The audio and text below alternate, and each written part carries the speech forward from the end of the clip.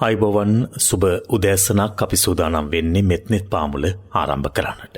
ගම්පහ මිරිස්වත්ත ශ්‍රී සුදර්ශන ධර්මනිකේතනයේ තුල සිට අපි ඔබට මෙලං කරන මෙත්නෙත් පාමුල ආරම්භ කරන මොහොතේ බොහොමත්ම ගෞරවයෙන් නමස්කාර පූරකව ගම්පහ මිරිස්වත්ත ශ්‍රී සුදර්ශන ධර්මනිකේතන හා දීපති ශාස්ත්‍රපති රාජකීය පඬිත පූජනීය කැටවල හේමාලෝක නායක හාමුදුරන් වහන්සේව අදත් මෙත්නෙත් පාමුල වෙනුවෙන් පිළිගනු ලබනවා. ඒ වගේම අද දවසේදී ධර්ම දේශනාවෙන් අනතුරුව ධර්ම සාකච්ඡාවක් පැවැත්වෙනවා.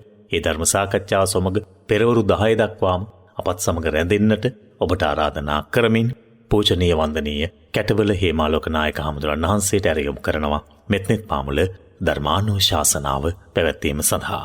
අවසරයි ස්වාමීන් වහන්සේ. සාදු සාදු සාදු. සදා නිවීමේ සැනසුම සොයා යන අප්‍රමාණ දිව්‍ය බ්‍රහ්ම සමූහයාට දහම් සවනින් සැනහෙන්නටත් දහම් සවනින් සැනහෙන ඔබ හැමට නිබඳ රැකවල් සලසන්නටත් දේවතාවුන් වහන්සේලාට ආරාධනා කරන මොහොතයි. පවනක් සේලොව සිසිලාස බෙදනා එලියක්සේ කිරණක් විහිදුවනා පියුමක්සේ ගුණ සුවඳින් හොබනා ඇරයුම දෙවිඳුට දම් රස බින්දිනා තක්ගේ කාමේචරූපේ ගිරිසිකර තටේ චාංතලික්කේ විමානේ දීපේ රට්ටේචගාමේ තරුවන ගහනේ ගේහවත්තුන්හි කෙත්තේ බුම්මා ඡායන්තු දේවා ජලතල විසමේ යක්ක ගන්ධබ්බනාගා තිට්ටන්තා සන්තිකේදං මුනිවර වචනං සාදවෝ මේ සුනන්තු. ඒ භාග්‍යවත් අරහත් සම්මා සම්බුදුරජාණන් වහන්සේගේ අනන්ත බුදුගුණ කඳට මාගේ මේ පූජනීය නමස්කාරය වේවා. පියුම් පිඬකේ බුදු මුදුගුණ කන්ද අමිල ගුණති සීලය මානනන්ද සිසිල් පැනකිදම් හද තුල බැන්ද එවන් මුනිදු වඳිනෙමි මනනන්ද. නමෝ තස්ස භගවතෝ අරහතෝ සම්මා සම්බුද්දස්ස. නමෝ තස්ස භගවතෝ අරහතෝ සම්මා සම්බුද්දස්ස. නමෝ තස්ස භගවතෝ අරහතෝ සම්මා සම්බුද්දස්ස. ලෝතුරා භාග්‍යවත් අමාමෑණී බුදුරජාණන් වහන්සේගේ පාසවනේ හිඳ අසනු ලබන ධර්මස්කන්ධයක් වශයෙන් පින්නති ඔබට මේ සද්ධර්ම දේශනාවත් වැටහේවා. ඒ ධර්ම දේශනාවෙන් බලාපොරොත්තු වන අරමුණ පින්නති ඔබට සාධනය කරගන්නට මේ පුණ්‍ය ශක්තිය හේතුපකාර වේවා කියන ප්‍රාර්ථනාව අපි සමාරම්භයේම තබන්නට ඕනේ. අදත් සුපුරුදු ලෙස මෙත්නෙත් පාමුල පින්බර ධර්ම ගංගාව ව්‍යාප්ත කරවනු සඳහා අපට ගුණති බරති පිනැති දායකත්වයේ සපයන දායක පින්නතුන්ලා පිළිබඳව කරුණු කීපයක් සිහිපත් කළොත් හොඳයි කියලා හිතනවා. මෙම සුදර්ශන ධර්මනිකේතන පුණ්‍ය භූමියෙහි සිය පුතු తాවකාලිකව පැවිදි බවට පත් කරලා සිය ජේෂ්ඨ පුතණුවන් ඇතුළු කුල වංශයේ සියලු පින්නතුන්ලා දහමට නැමීගෙන නිරන්තරයෙන් අපට ශාසනික ශක්තිය දෙන දායක පවුලක් හැටියට අද දවසේ දායකත්වයේ දරන අපේ සදහැවතුන්මා සෙනෙහස මුසු හැඟීමෙන් සිහිපත් කරන්නට ඕනේ. එම සදහැවතුන් වාසය කරන්නේ පන්නිපිටියේ රත්මල්ගම සපුමල් ප්‍රදේශයේ අංක 279 නිවසේ. ජයවර්ධන පින්වත් මහත්මයා සුභාෂිනී වසුන්දරා පින්වත් මහත්මිය, ඉරාන් පුතණුවන් සහ ඉෂාන් පුතණුවන් කියන දෙපළ, වගේම කරන්දෙනිය, දකුණු මාගල ශ්‍යාමලී පින්වත් දියණිය ඇතුළු පවුලේ හැම දෙනාමත්, කරන්දෙනිය කිරිපේද්ද අශ්විනි පවුලේ හැම දෙනාමත්, පානදුර අරුග්ගොඩ දමයන්ති පවුලේ හැම දෙනාමත්, ඉන්ද්‍රාණි පවුලේ හැම දෙනාමත්, සීදුව කොටුගොඩ විජේරත්න විනී ශ්‍රියාලතා යන දෙපළටත් ආශිර්වාද ප්‍රාර්ථනා කරගෙනයි එම සදහැවතුන්ගේ දායකත්වයෙන් අද මේ සද්ධර්ම දානමය මහපින්කම ආරම්භ වන්නේ. අපි හැම දෙනාමත් තම තමන්ගේ හදවත තුළ පවතින උත්තුංග ප්‍රාර්ථනාවන් හිතේ ගොඩනගාගෙන ඒ සකල ප්‍රාර්ථනාවන් මේ ධර්මදානයගේ අනන්ත කුසලයෙන් ඉෂ්ට සිද්ධ ප්‍රාප්ත වේවා කියන ප්‍රාර්ථනාවෙන් සාදුනාදයක් පවත්වලා ධර්මදේශනාවට සවන් දෙන්නට සූදානම් වෙමු. සාදු සාදු සාදු.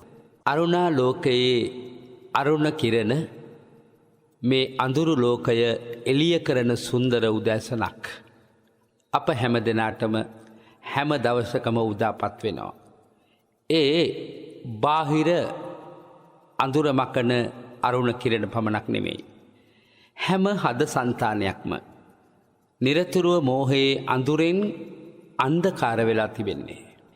ඒ අඳුර මකන්නට දහමේ රිවි කිරණ හැම හදවතක් පුරාවට විසිර පැතිර පායන මොහොතමේ ඒ අරුණ කිරණ ඇතුළු වන්නට හදවතේ වාකවුළු සියල්ල හැරදමා ඔබ සූදානම් නම් සැබවින්ම එදා තථාගත සෙවණෙහි සඳහම් කිරණෙන් සියලු කෙලෙස් ධර්ම පුච්චා හදවත සුවපත් කළා වගේ අදත් නිසකවම පින්නති ඔබට පුළුවන් ඒ හදවත කෙලෙස් දුහවිල්ලෙන් තොරකොට රාග තෙතමනෙන් වියලිකොට හද සදා සුවපත් කරගන්නට. අදත් පින්නති ඔබට ඒ සඳහා මා කල්පනා කළේ අප මෙතෙක් හේතුඵල ධර්මය ඇසුරු කරගෙන දේශනා කරනු ලැබූ ධර්ම කාරණාවන් වල තවත් පියවරක් ඉදිරියට ක්‍රියාත්මක කරවන්නටයි. පින්වත්නි, ඒ තථාගත සම්මා සම්බුදු රජාණන් වහන්සේ නිරන්තරයෙන් අපට උපමා ඇසුරු කරගෙන අපේ හදවත සෝභාමත් කරන ආකාරය ගැන කරුණු පැහැදිලි කොට වදාලා. මේ මොහොතේ පින්නති ඔබට මා තේමා ගාථා රත්නය වශයෙන් සිහිපත් කළේ තථාගතයන් වහන්සේ බඳු උපමාවක් ඇසුරු කරගෙන අපට අපේ හදමඩල කෙලෙස් ධර්මයන්ගෙන් තොර කරගෙන මේ ජීවිත ගමන නිමා කරගන්නට මත්තෙන්ම දහම් දෙසුම නිමා වෙන්නට මත්තෙන්ම ලබාගත හැකි උපරි ඵලය වෙත ළඟා වෙන්නේ කෙසේද කියන කාරණය. ඒ ගාථා රත්නයේ සරල අදහස මම සුපුරුදු විදිහට පින්නති ඔබට පද්‍යයකින්ම සිහිපත් කරන එක වඩා හොඳයි. සසර නැමැති සාගරයෙහි ජීවිත නැව පාවෙනවා, නැව සිදුරුව කෙලෙස් ජලය නැව ඇතුළට පිවිසෙනවා. කෙලෙස් ජලය දුරු නොකළොත් නැව සයුරේ යට යනවා. කෙලෙස් ජලය ඉසිමින් අපි සිදුරු වැසිය යුතු වෙනවා. දැන් පින්නති ඔබට පැහැදිලි මේ සංසාරය සාගරයකට මගේ බුදුහාමුදුරුවෝ උපමා කළා. සාගරය කියන්නේ මුලක් නොපෙනෙන අගක් නොපෙනෙන එකක්නේ. ඈත ශිතිජයේ තෙක් විහිඳී යන මේ සාගරයේ කෙළවරක් අපට පෙනෙනවා. එසේ කෙළවරක් තිබෙනවා වගේ. නමුත් සැබවින්ම කෙළවරක් නැහැ. අපි පතපතා හිටියත් අපේ සංසාරයේ නම් වූ සාගරය අවසන් වෙනවා මෙතේ බුදුන් ළඟ කියා හුදෙක් එය බොහෝ විට ප්‍රාර්ථනාවක් පමණක් වෙන්න පුළුවන්. ඊටත් එහාට අපේ සංසාර සාගරයේ ඉම ක්‍රියාත්මක වෙලා දියත් වෙන්න පුළුවන් නිසා මම හිතන්නේ පින්නැති ඔබත් මමත් කළ යුතු වැදගත්ම දේ තමයි ලද මොහොතේ සංසාර සාගරය අවසන් කරන මොහොත දක්වා තරණය කරන එක. මේ සංසාරය නැමැති සාගරය තුල පාවෙන්නේ නැවක්. උපමා කරන්නේ බුදුහාමුදුරෝ ජීවිතය. දැන් පැහැදිලි ඔබට මතක් කළානේ සසර නැමැති සාගරයේ ජීවිත නැව පාවෙනවා. හැබැයිද බලන්න වරක මහා රළගෙඩි වලින් මේ නැව දෝලණය වෙන්න පුළුවන්. හරියට අවශ්‍ය දිශාවට නැව ක්‍රියාත්මක කරන බලවේගය ඇති කර නොගත්තොත් සැඩ පහරට හසු වී කොච්චර නැව මුහුදුබත් වෙනවද? ඇත්තටම අපි මේ සංසාරේ විවිධ සැඩ පහරවල් වලට ඇතුළු වෙමින් වරක කාම ලෝකවලටත් වරක සිව් අපායටත් තවත් වරක දෙව්ලොව පැත්තටත් යන්නේ නැති. තථාගතයන් වහන්සේ කතංසු තරති ඕගහං කියලා අලව්‍යකු ඇසූ ප්‍රශ්නෙට දුන්න උත්තරෙත් එහෙමමනේ. කොහොමද උත්තරේ දුන්නේ? කාම ඕග, භව ඕග, ditthi ඕග, අවිජ්ජා ඕග කියන සැඩ පහරවල් හතරකට අහු වෙලා, රැලිමාලා හතරකට අහු වෙලා අපි මේ සසර පුරාවට දෝලණය වෙන වගේ. ඒ නිසා පින්නතුනි නැව අදාළ ඉලක්කය වෙත ගමන් කරවන්න ඕනෑ නම් කෙනෙකුට ඒ සඳහා අවශ්‍ය රියදුරකුත් ඒ සඳහා අවශ්‍ය નિયમિત කාර්ය සඵල කිරීම සඳහා අවශ්‍ය ඉන්ධනත් ඒ වගේම නැව තුල යාන්ත්‍රික දෝෂ වලින් තොර බවත් කියන මේ සියල්ලක්ම අවශ්‍යයිනේ. අපට මේ වෙනකොට සියල්ලම ලැබිලා තියෙනවා. ශක්තිමත් ජීවිතයක් මිස් දිව්‍ය නම් වශයෙන් ලැබිලා තියෙනවා. අනිත් පැත්තෙන් ශක්තිමත් කළ හැකි ධර්මයේ තුල හොඳින් මුවහත් කළ හැකි බලවත් කළ හැකි සිතක් අපට තියෙනවා. ඒ නිසා හොඳ රියදුරෙක් අප ළඟ ඉන්නවා. අනිත් පැත්තෙන් හොඳ කල්යාණ මිත්‍රයන්ගෙන් ලැබිච්ච අසහාය කල්යාණ මිත්‍රයන්න් වහන්සේ වූ මගේ තථාගතයන් වහන්සේ විසින් අනුදැන වදාළ සද්ධර්මයේ උන්වහන්සේගේ ශිෂ්‍ය පුත්‍ර කල්යාණ මිත්‍රයන් වහන්සේලාගෙන් අපට ලැබිලා තියෙනවා. සසර අපේ පුරාකෘත පින්බල මහිමයකුත් තියෙනවා. මේ සියලු අංගයන් ඒකාබද්ධ වුණු ජීවිතයක් නේ ඔබට මට මේ මොහොතේ තියෙන්නේ. මේ සියල්ල අගය කරන්න පින්නතුනේ. අගය කරන තැනින් ඔබට ඔබේ බලාපොරොත්තු ඉෂ්ට කරගන්න පුළුවන්.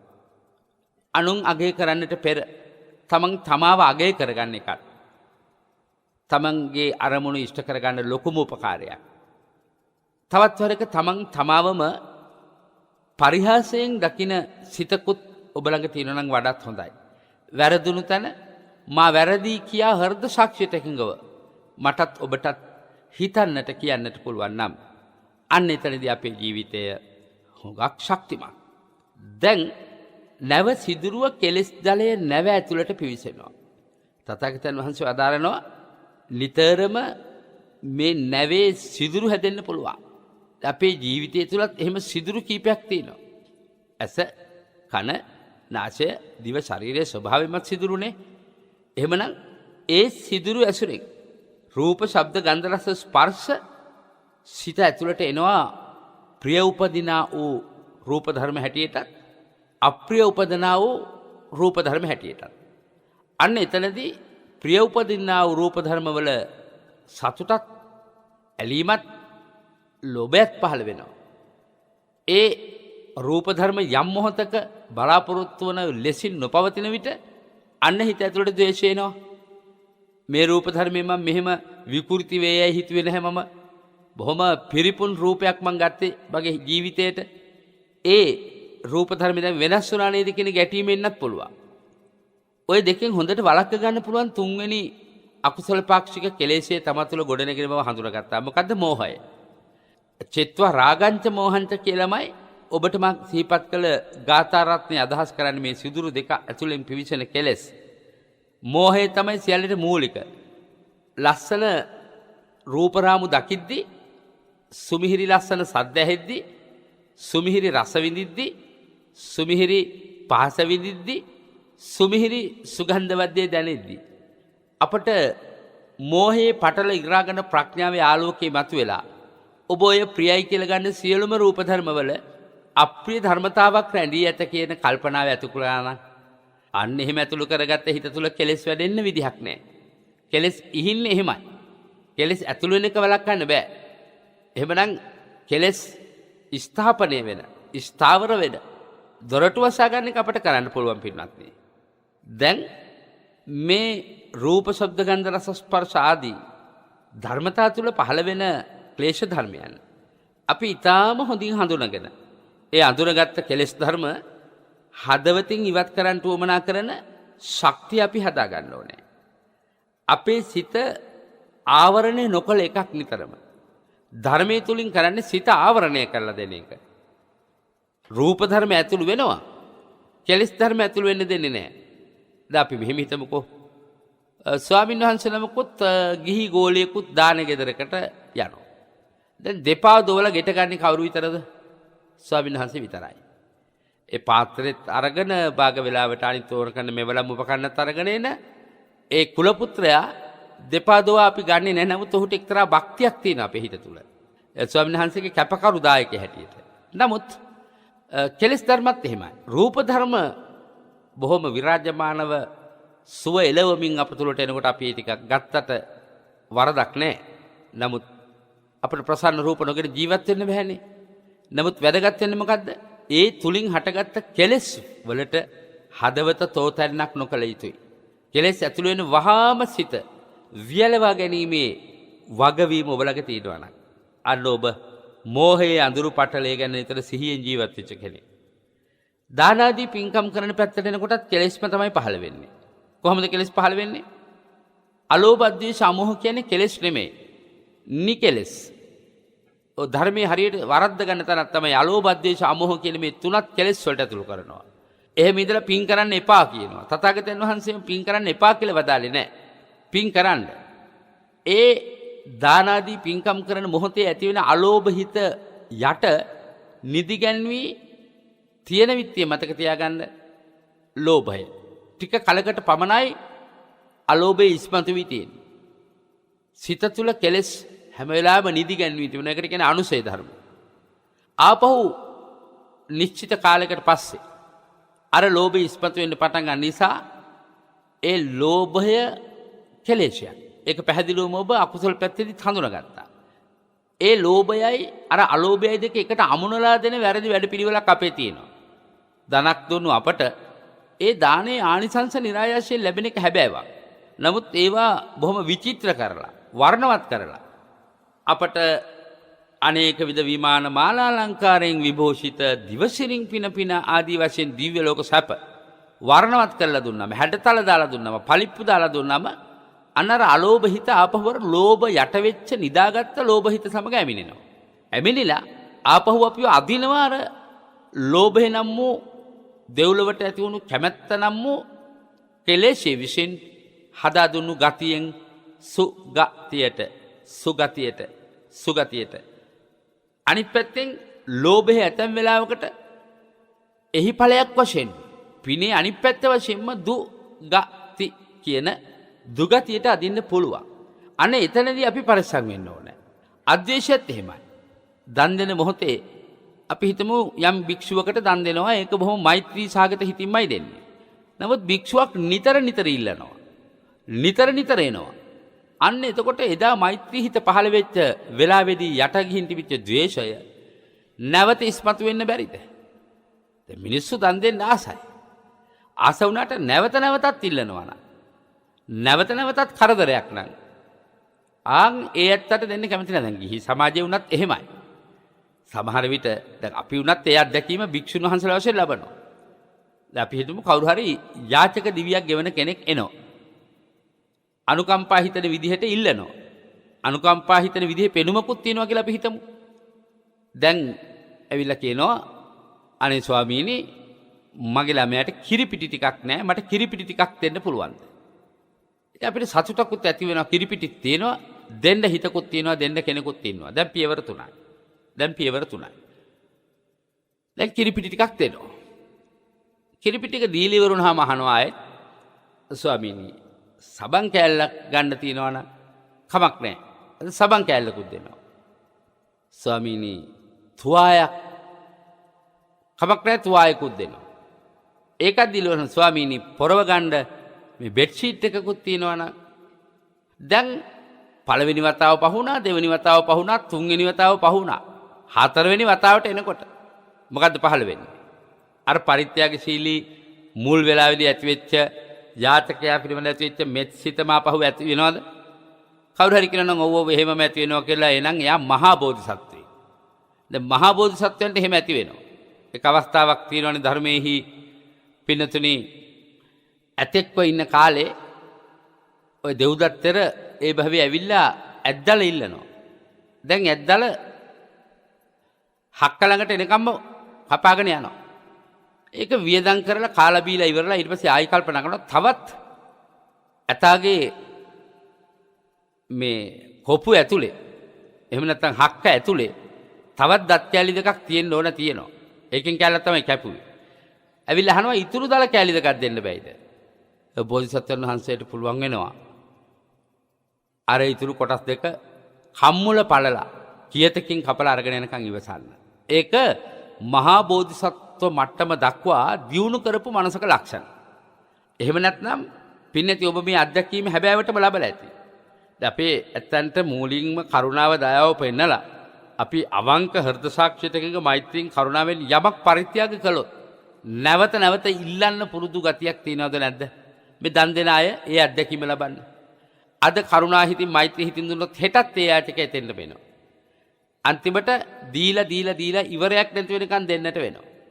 අන්නේ එතෙන්දී අර මුලින් කියාපු ද්වේෂය දුරු කරගත්තු යට කරගත්ත අද්වේෂයේ මතු කරගත්ත හිත පවතිනවද? මේක මහා කරදරයක් නේද කියලා සමහරට රළු වචනින් කියන්නත් ඉඩ නැද්ද? මේක නේද මනසේ ඇත්ත?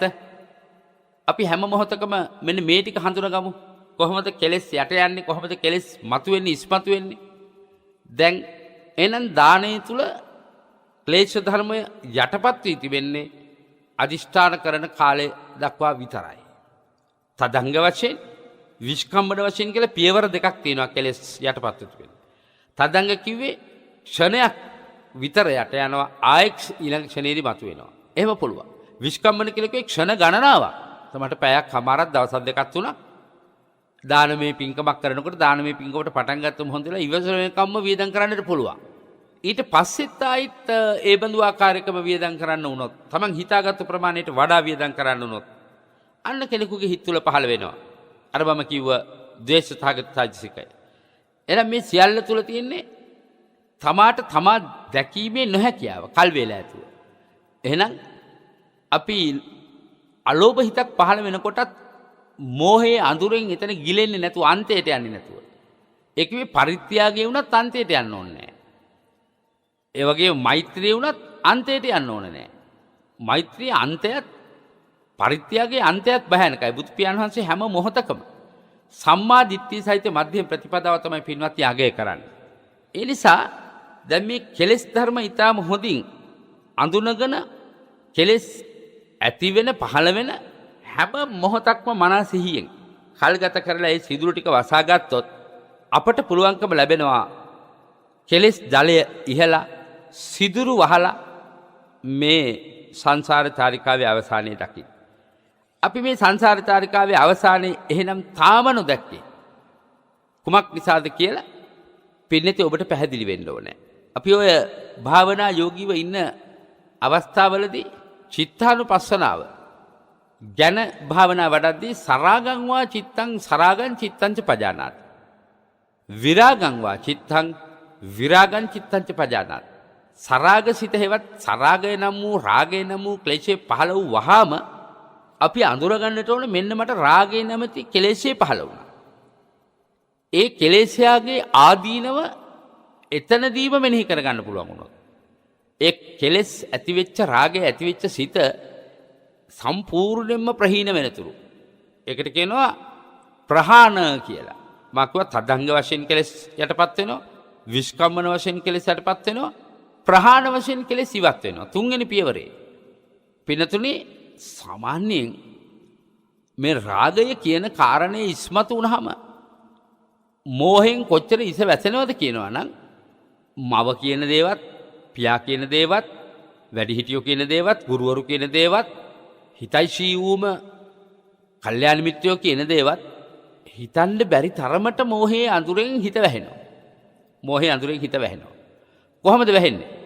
අපි බලමු සමහර විට නොගැලපෙන ආදර සම්බන්ධතාවයක් ගොඩනගාගෙන තමාගේ දියණිය ඉන්නවායි කියලා මව්පියන්ට දැනෙනවා. මව්පියෝ වැඩිදුරටත් හොයලා බලලා කල්පනා කරලා මේ දියණිය හා සම්බන්ධකම් පවත්වන මේ පුද්ගලයා අපේ පරම්පරාවටවත් අපේ මට්ටමටවත් අපේ කුලයටවත් අපේ නිලයටවත් අපේ මට්ටමට තත්වයට කොහෙත්ම ගැලපෙන්නේ නැහැ කියන තීරණයට එනවා.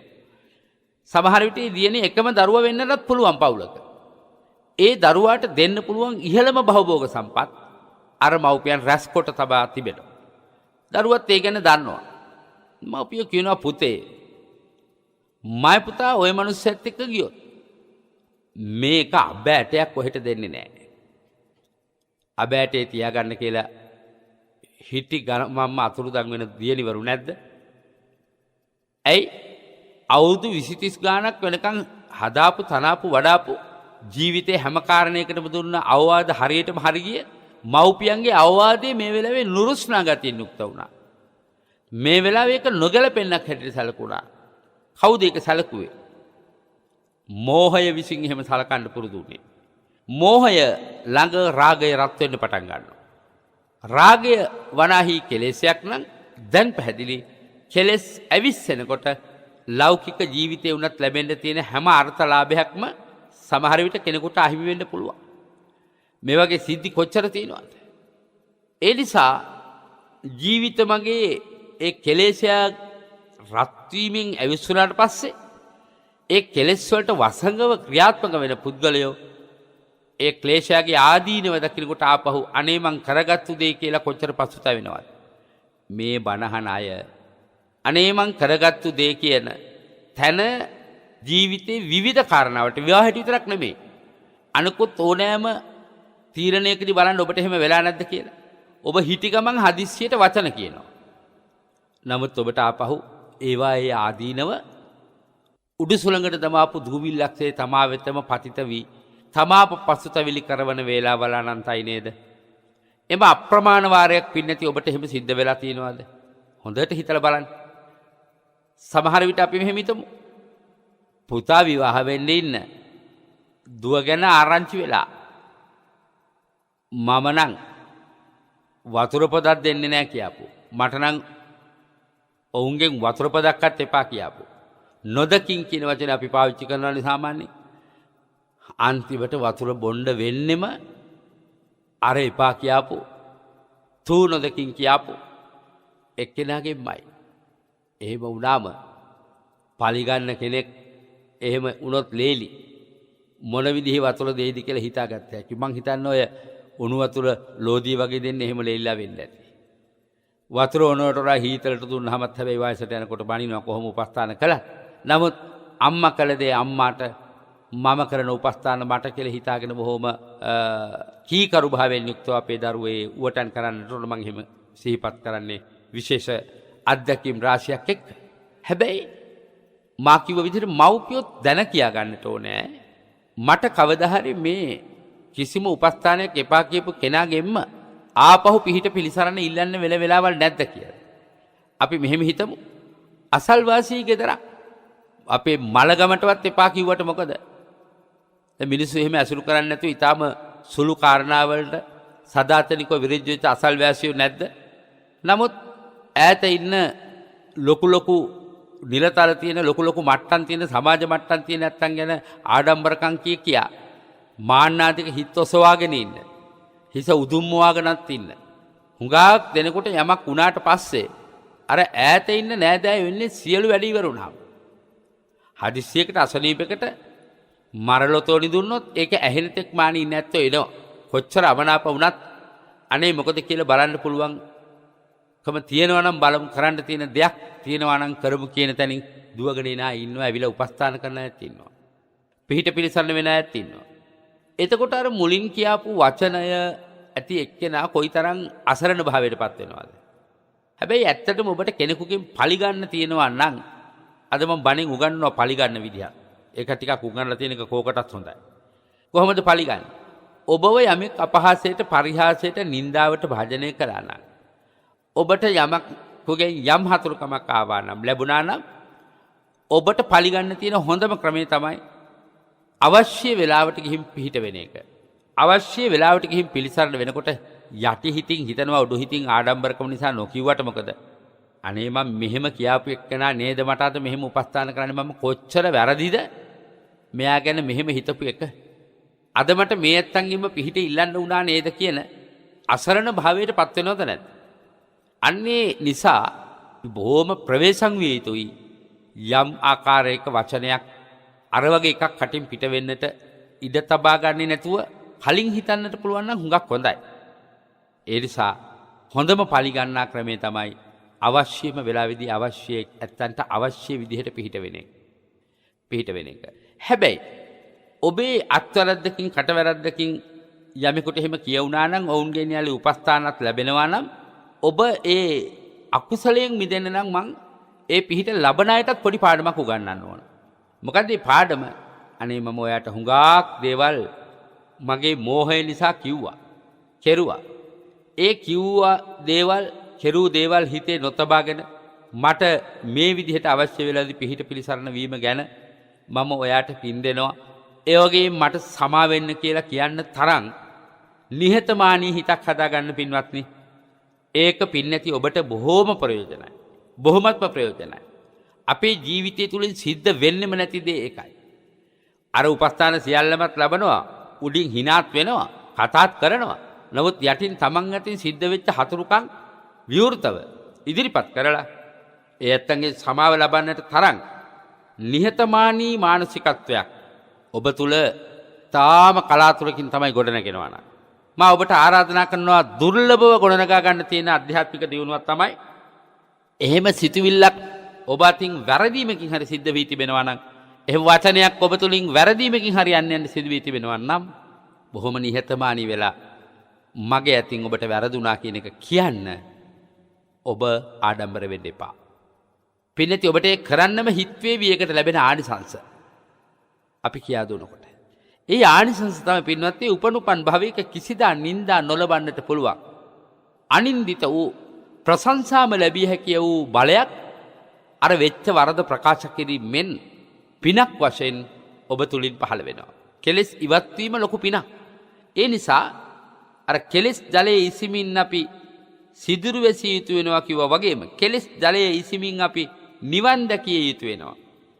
පින්නති ඔබ ඔබටම කතා කරගෙන බලන්න කොහොමද මම මගේ කෙලෙස් ධර්මයන් ක්‍රමානුකූලව තමන්ගේ මනසෙන් දුරු කරගන්න ශක්තිය ඇති කරගන්න කියලා. හැම වෙලාවෙම තථාගතයන් වහන්සේ වදාරන වැදගත් කාරණයක් තමයි චෙත්වා රාගංච මොහන්ච කියන ගාථාවෙන් වදාළ හැටියට රාගයත් මෝහයත් සංසිඳුවන කාරණේ. නිවන් දක්නා පිනිස වර්ධනය කරන හිතක ලක්ෂණ කීපයක් තථාගතයන් වහන්සේ වදාරනවානේ. ඒ ලක්ෂණ අඳුන ගන්න නම් බුදු පියාණන් වහන්සේ වදාරනවා පළවෙනියෙන්ම අපිට කලකිරීම අවශ්‍යයි. දැන් මා සිහිපත් කළානේ පින්වත් ඔබට අපට අනුන් කළ දේ ගැන අනුන් කෙරෙහි කලකිරෙනවා මිසක් මගේ අතින් අනුන්ට සිද්ධ වෙච්ච දේවල් ගැන මම කලකිරෙන්නේ නැහැ. හැම වෙලාවෙම මගේ හිත හරිම හොරෙක්.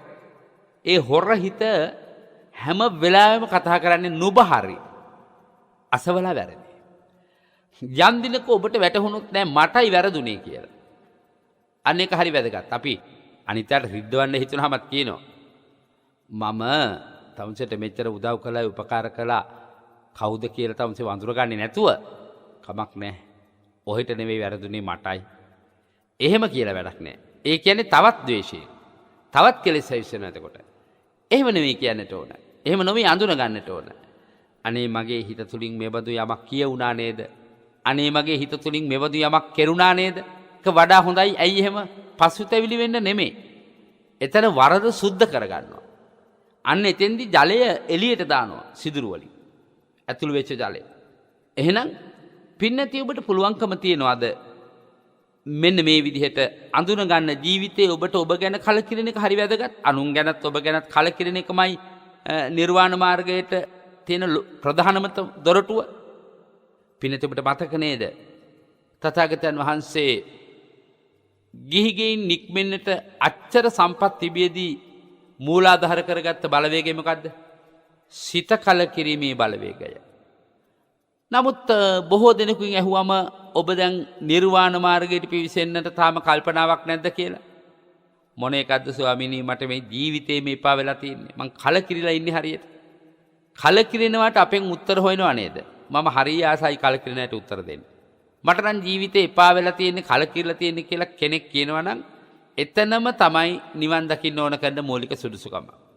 ඒත් මේක හඳුනගන්න බැරි වුණොත් ඔබ කලකිරිච්ච දේවල් ගැන එකින් එකට අරමුණු ගොනු කරගෙන ඒ ගැනම බලාගත් වනම බලාගෙන පැය ගණන් දවස් ගණන් හිතන වාර නැද්ද? හැන්දෑවේ කලකිරිච්ච හිත වේදනාව මතක් වුණොත් එළි වෙනකන් නිදි වර්ජිතව ගත කළ අවස්ථා නැද්ද? මම ඔබට අවවාදයක් ඒ නිසා කරන්න ඕන. ඔබ නිතරම මෙහෙම කරන්න. සිත කලකිරි පැටලි කල්පනාවේ මග නවතිනුයි පානිවනට පමාවේ විය යුතු දෙයක් තව මතුවට උනාවේ කල නොකිරුණොත් යලි සසරෙහි මුලාවේ. කලකිරුණේ නැත්තම් තමයි මට අමාරු. පැහැදුනොත් ආයි මුලා වෙනවා.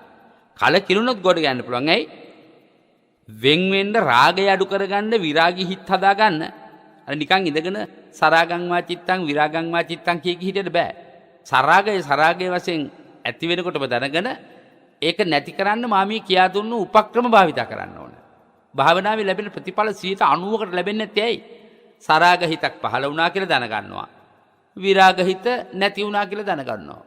අර පළවෙනි එක නම් ඇති වෙනවා. හරි. සරාග හිත ඇති වුණා. නමුත් ඔය කියන කිසිම යෝගියෙකුට විරාගං වා චිත්තං කියන එක බලන්න බෑ. ඇයි? සරාගය විරාගයට හරව ගන්න භාවනාවේ උපායශීලී ක්‍රම ඔව් තුල ක්‍රියාත්මක වෙන්නේ නැහැ. මොකද්ද උපාය? සරාගය ඇති වුණු වස්තුව පිළිබඳ පිළිකුලෙන් දකිනවා. ඒ අසුබේ දකිනවා. බුදු පියාණන් වහන්සේගේ සමතත්සලිස් කර්මස්ථාන අතරින් රාගසිතක් පහළ වුණු තැන එය උද්වේග කර ස්වභාවයටම එනකොට හරිම අමාරුවෙන් ඒක ඒ අග්‍ර තත්වයටම පත් වෙන තැනට ගන්න ඕන අසුබය. දැන් ඔබ ප්‍රියමනාප රූපයක් පිළිබඳ ඔබට රාගයක් පහළ වුණොත් එයා මං නතු කර ගන්න ඕනේ එයාගේ ස්පර්ශයේ පහසම ලබන්න ඕන කියලා පින්නති ඔබට පුළුවන්කම තියෙන්නට ඕනේ ඒ සිතුවිල්ල නැති වෙනකන් ඔසවාගත්තු පයෙන් නම් ඒ සිතුවිල්ල ඇති උනේ. ඒ ඉරියව්වේ ඉඳගෙන ඉන්න වෙලාවෙ නම් ඒ සිතුවිල්ල ඇති උනේ නැගිටින්න ඉස්සර වෙලා. ඒ සිතුවිල්ල අවසන් වෙනකන් මනසිකාර කරන එක. තථාගතයන් වහන්සේ අනන්ත වාර ගණන් එහෙම සරාගසිත ඇති වුණු භික්ෂුණට විරාගසිත පහළ වෙනකන් කරන උපාය කියලා දුන්නා. පින්නති ඔබට හොඳට මතක නේද? එක අවස්ථාවක මගේ මතක උප්පලවන්න මහරහත් මෙහෙණිය වගේ. උප්පලවන්න මහරහත් මෙහෙණිය පැවිදි වුණේම අතිශයින්ම රූප සම්පන්නතාවයකින් යුක්ත වෙච්ච කාන්තාවක් සිටි නිසා ඇට ඇගේ ඥාතිත්වයෙන් මස්සිනා පෙම් බැන්දා. ඈ කලකිරුණා. සංසාරේ කලකිරීමෙන්මයි මේ භවයට ආවේ. දැන් තවදුරටත් කලකිරුණා. රාගයගේ ස්වභාවය මම විරාගී සිත්වලටමයි කැමති. නමුත් මට මේ මිනිස්යාගෙන් පුදුම කරදරයක් තියෙන කියන සරාගී සිත් තුළ සිත වැඩුවා. විරාගයේ උත්තරීතර අගය හැම වෙලාවෙම මානසිකාර කළා. ඒ නිසාට පැවිදි වෙන්න හිතුණා.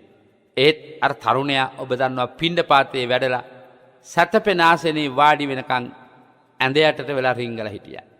දිවා විහරණයට උප්පලවන රහත් මෙහෙණිය සුළු වෙලාවක් සයනේහි ඇලවෙනකොටම තරුණයා ඇඳ යටින් එළියට ආවා. ආපහු ඔබ සිවුරු හැර යා යුතුයි. ඔබ මගේ සදා ප්‍රියම්බිකාව විය යුතුයි. දැඩි ලෙස අර හුදකලා මොහොතේ උප්පලවන රහත් මෙහෙණියට බලපෑම් කළා. එතුමිය අහනවා මට හරි සන්තෝසයි. මට හරි සන්තෝසයි මා ගැන ලෙන්ගතු වෙන එක ගැන. මම මෙච්චර කල් දැනගෙන තිබුණේ නෑ මට මෙච්චර ආදරේ කියලා. බලන්න එදා රූප සම්පත්තියෙන් සිත උදුම්මාගෙන හිටපු කේමාවට බුදුරජාණන් වහන්සේ දක්වපු උපක්‍රමයේ වගේ උප්පලවන්නා රහත් මෙහෙණිය කොයිතරම් විචක්ෂණශීලී වුණාද මේ වෙලාවේ. කෑ ගැහුවා නම් තමන්ගේ අවශ්‍ය අරමුණ ආරක්ෂාව දෙකම නැති වෙලා යන්න පුළුවන්. අරමුණ ඉෂ්ට කරගන්න බැරි වෙන්න පුළුවන්. නිසා බොහොම ආදරණීය හිතෙන් කිව්වා මට හරි සන්තෝෂයි මට ආදරේ වෙච්ච එක ගැන. ඔබට යමෙක්ගෙන් යම් වදුරක් තියෙනවා නම් ඒ වදුරින් මිදෙන්නට ඊටාම හොඳ උපායශීලී අසක් මේ කතාව ඇසුරින් පහළ වෙන්න ඕනේ. අහනවා අවසානයේදී ඇත්තටම ඔයා මගේ මුළු ශරීරයටම ආදරෙයිද? ඔව්. ගොඩක්ම ඔය ආදරේ මොකටද? ඔයාගේ ඔය ලස්සන නිලපුල් වන්න ඇස් දෙකට. එහෙමද? ඒකටත් මට හරි සන්තෝසයි. මොහොතකට අනිත් පැත්තට හැරුණා. අදිෂ්ඨාන කළා. ඇඟිලි තුඩු දෙක ඇස් ගොබේ ඇතුළට දාලා ඇදලා ගත්ත ඇස් කුලිය. ඇස් බෝලය. ඇහුවා ඔබ වඩාත් පෙම් කරන්නේ මේට නම් මෙය මට නොව ඔබට මම සදා පවරන්නට කැමැති. ඒ මොහොතේම තරුණයාගේ රාග මදේ සංසිඳී උප්පලවන්න රහත් මෙහෙණින් වහන්සේගේ දෙපතුල් ළඟ වැඳ වැටුණා. අදිෂ්ඨාන ශක්තියක මහත පිවිතුරු චේතනාවෙන් ගෙන දේ වාසනා කිව්වනේ. ඇගේ ඇස් යලි තිබුණාටත් වඩා දීප්තිමත් ඒ මොහොතේම පිහිටියා. මේ රුධිරේ ගලන රුධිරේ වහණය වෙන ඇස්කුළු දෙක එළියට ගත්ත මොහොත. එනම් බලන්න රාගයක් යම් සිතක පහළ වුණාට පස්සේ ඒ රාගයට අවශ්‍යම උපාය උපක්‍රමය මොකද්ද කියලා අහුවොත් විරාගය මෙනෙහි කරන්නයි කියලා කිව්වට බෑ. ඒ අදාළ උපාය අදාළ උපක්‍රම භාවිත කරන එක හරි වැදගත්. ඔක කරන්න පුළුවන් මිනිස්සුන්ට විතරයි. අනිත් ඇත්තෝ හොඳින් හෝ නරකින් තමන්ගේ රාගය ඉෂ්ට කරගෙනම මිසක් පාපයේ ගිලිලා මිසක් විරාගයේ සිත් හදාගන්න ඕන කරන ශක්. ඒක ඇතෙක් රජුරන්ගේ වාහනේ හැටියට බොහොම කලක් ඉක්මවලා පුහුණු කළා. නමුත් දවසක් රජතුමා පිටමත තියාගෙන පෙරහැරේ යන වෙලාවට දැක්ක ඇතින්නියක්. ඒ ඇතින්නිය පිළිබඳව අවුරුදු ගණන් හික්මන තිබිච්ච මේ සිත ආපහු ඇවිසෙන්න පටන් ගත්තාම ඔබට කිව්වා තදංග වශයෙන් විස්කම්භන වශයෙන් මේ ආකාර දෙකකින් කෙලෙස් ධර්ම ප්‍රබල වෙන හැටි. අන්න තදංග වශයෙන්වත් යටපත් කරන්න බැරි තරමට උග්‍ර වුණා.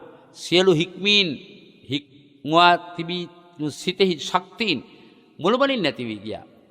රජුරෝ පිටමත සිටියේදීම වනාන්තරයට ඇතින්නිය සොයා ගියා. රජුරෝ යාන්තම් ගහක අත්ත කෙලිලා ජීවිතේ බේරගත්තා. ඇත් ගොව්වගේ හිස කසා දාන්නට රජුරෝ පසුව කල්පනා කළා. අන්තිමට කෙනා හතුණගේ හිස කසා දාන්න එපා. තිරිසනා කියලා කියන්නේ එහෙමයි.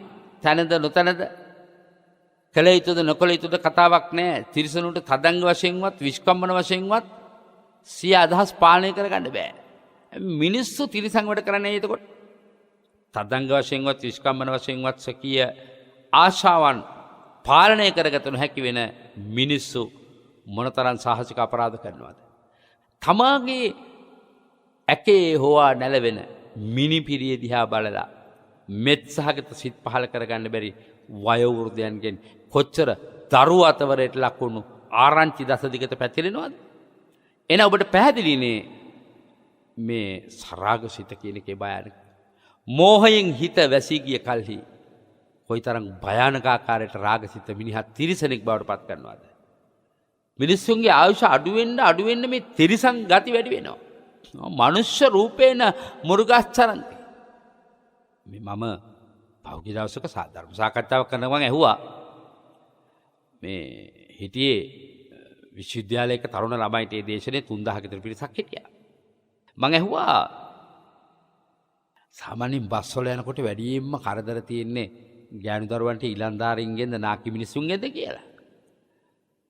ගත් කටරම කිව්වනේ නාකි මිනිසුන්ගෙන් කියලා. මට පුදුම හිතුණා. මට ආයිත් මතක් වුණා පුදුම හිතුණාට මොකද? ගෙටත් උසේ කියනවනේ. මොකද්ද? නාකි වෙනකොට ඇති වෙන විසේ. ඒ නිසා වයස තරතිරම මම කවුද කියන කාරණය දශමයක්වත් නොවැටහෙනවා. ක්ලේශ ධර්ම වල තියෙන භයානකකම පුදුම විෂධූමයක්. ඇතුළු වුණොත් නැසෙනවමයි. එතකොට කොයිතරම් ගැඹුරු තැනකට තථාගතයන් වහන්සේ අපේ සිත් යොමු කරවලා මේ කෙලෙස් ධර්ම ඉසින්නට හිතෙන් ඉවත් කරන්නට අනුශාසනා කළ තියෙනවද කියලා දැන් ඔබට පැහැදිලි. මේ අනුව රාගසිතක් වශයෙන් විරාගසිතක් වශයෙන් අඳුන ගන්නට අපට අවශ්‍ය කරන තවත් මූලිකාංග කීපයක් තථාගතයන් වහන්සේ හේතුඵල ධර්මයේ තුල විග්‍රහ කරලා තියෙනවා. පින්නති ඔබට මතකයි මේ කෙලෙස් ධර්ම පිළිබඳව විග්‍රහ කරන මූලිකාංගය මම නාම රූප විග්‍රහයේදී ඉදිරිපත් කළා. එහිදී ඔබට මතකයි මනෝ ඉන්ද්‍රිය 6ක් ගැන මම කියනවා. මනෝ ඉන්ද්‍රිය 6ක් ගැන.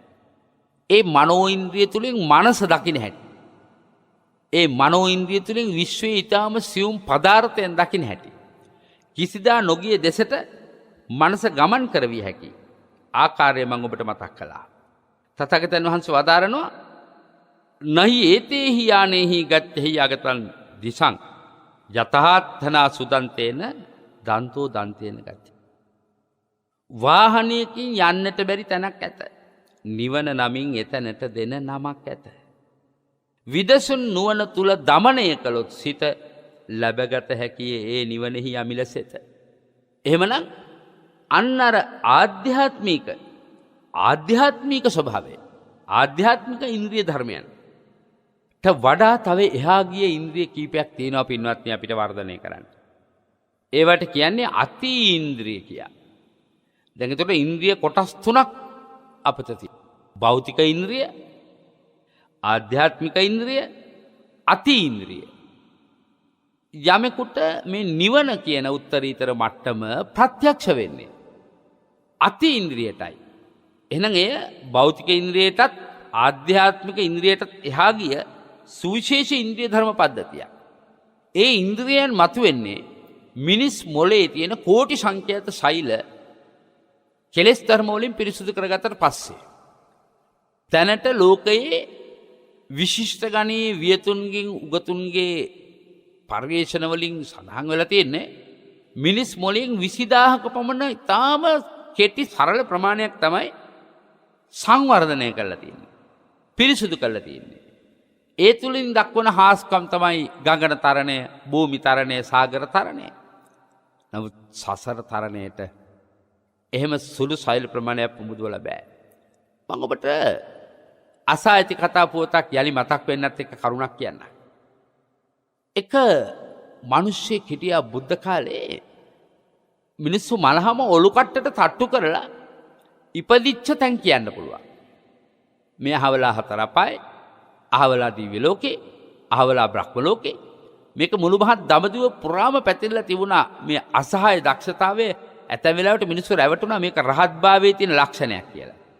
දැන් සමහරව භූත බලවේග විසින් මෙහෙවන ලද සිත් ඇතිව ඒ වගේම වෙනත් ලෞකික ධ්‍යාන මට්ටම විසින් වර්ධනය කරන ලද මනස ඇතිව කෙනෙකුට වෙන දේවල් වෙන්න තියෙන දේවල් මාරක බාධක බන්ධන ආදී බොහෝ දේවල් පෙන්눔 කරන්නට පුළුවන්. ශාස්ත්‍ර කියනවා කියලා අපි එකට කියන්නේ. එහෙම ශාස්ත්‍ර කියන්න පුළුවන්.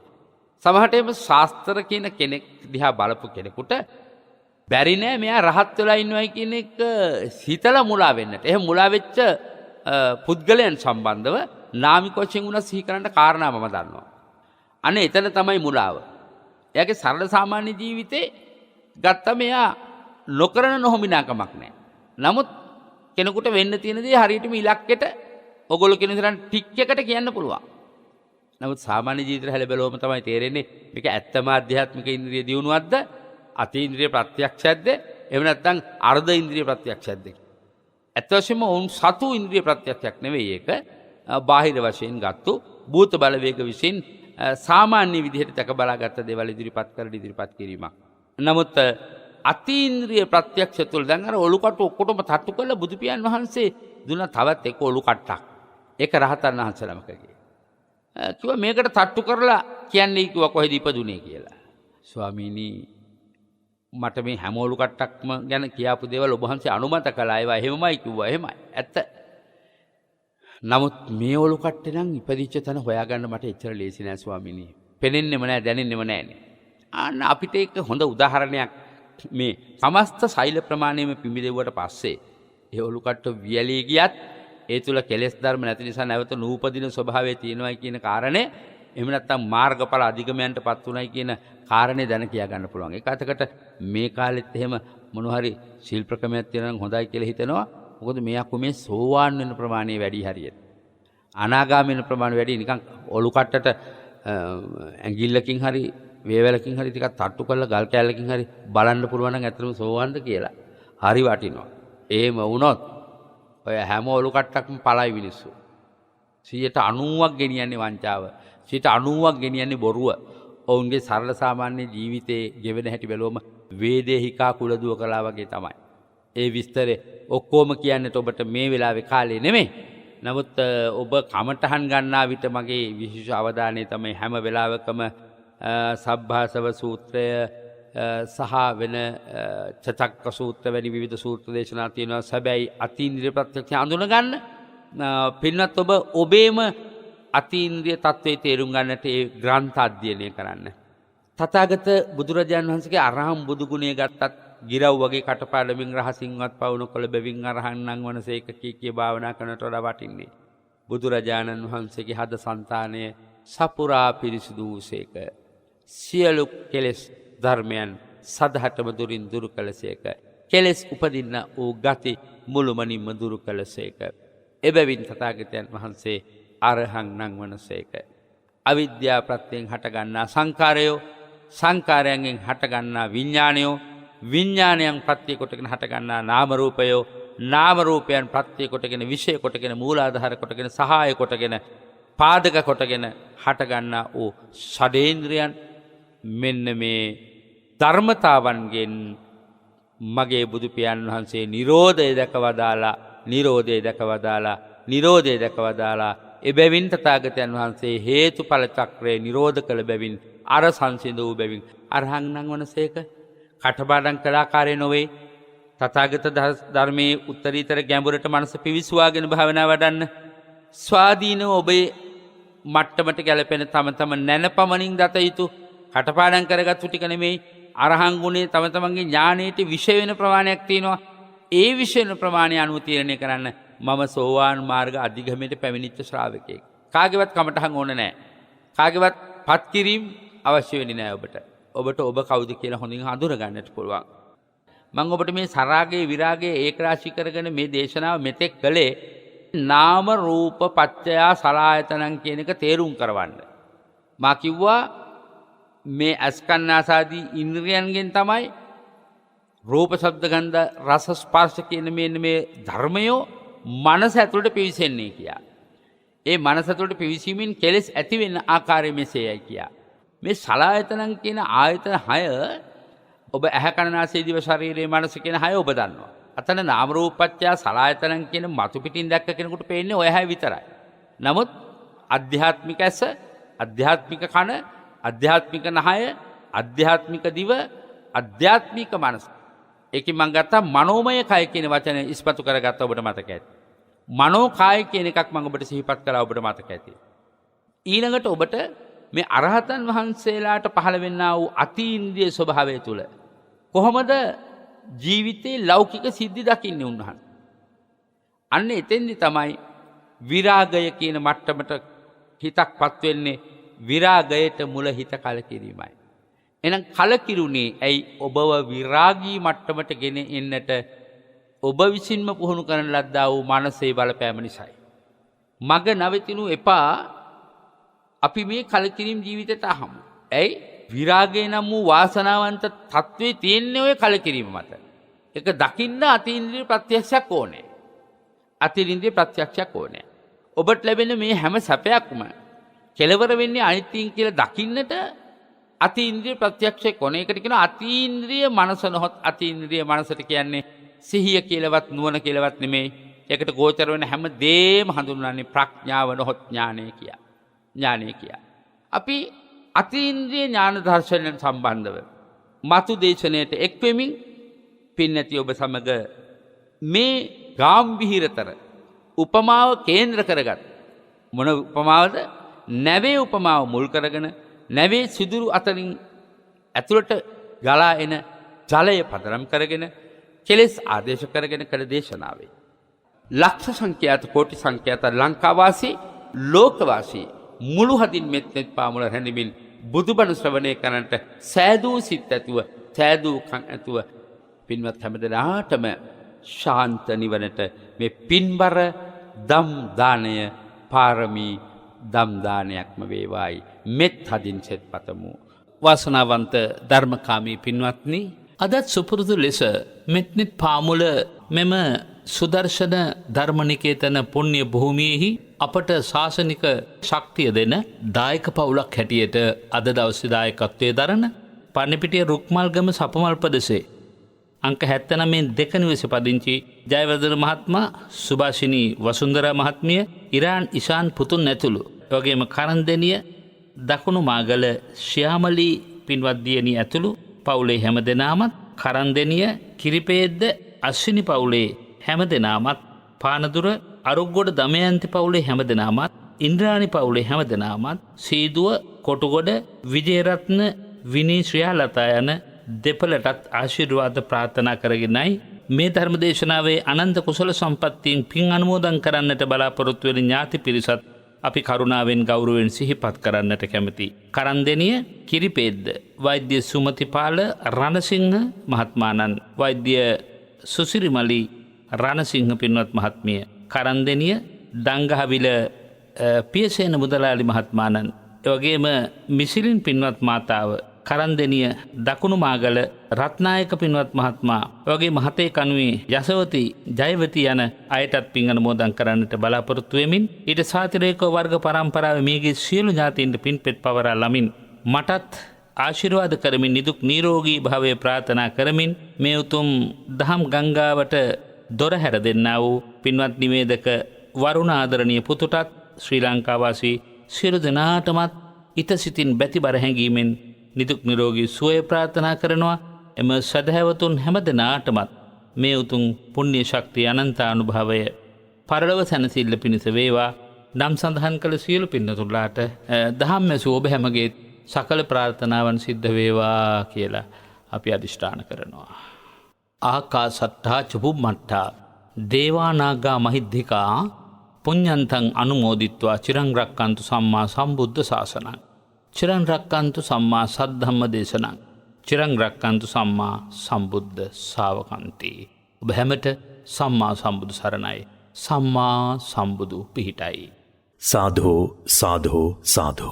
මෙත්නෙත් පාමුල ධර්මානුශාසනාවයි එලෙස නිමාවට පත්වනේ. අපි කෙටි විරාමයක් ලබායින් පසුව ධර්ම සාකච්ඡාවේදී තවත් අද අපේ ස්වාමීන් වහන්සේ පෙන්වා දුන්නු ධර්මකාරණා, සමාජීය කාරණා ධර්මයත් එක්ක මුසුකොට පෙන්වා දුන්නු මග තවත් වර්ධනය කරගන්නට, ඒ මග යන්නට ශක්තිය ලබා දෙන ධර්ම සාකච්ඡාවකින් හමුවීමේ අපේක්ෂාවෙන් කෙටි විරාමයක් සඳහා යොමු වෙනවා. විරාමයට යන මොහොතේ පෝෂණීය වන්දනීය කැටවල හේමාලෝක නායක හාමුදුරන් වහන්සේට නිදුක් නිරෝගී දීර්ඝායුෂ ලැබේවා කියලා හැමදෙනාම සාදුකාරයක් දීලා ප්‍රාර්ථනා කරමු. ඒ උතුම් වූ කුසල ශක්තියෙන් ඔබ වහන්සේට මේ රැස් කරන්නා වූ සියලු කුසල ශක්තියෙන් ඔබ වහන්සේට ධර්මාවබෝධය පිණිසම වේවායි කියා ප්‍රාර්ථනා කරමිනුයි අපි කෙටි විරාමයකට යමු වෙන්නේ.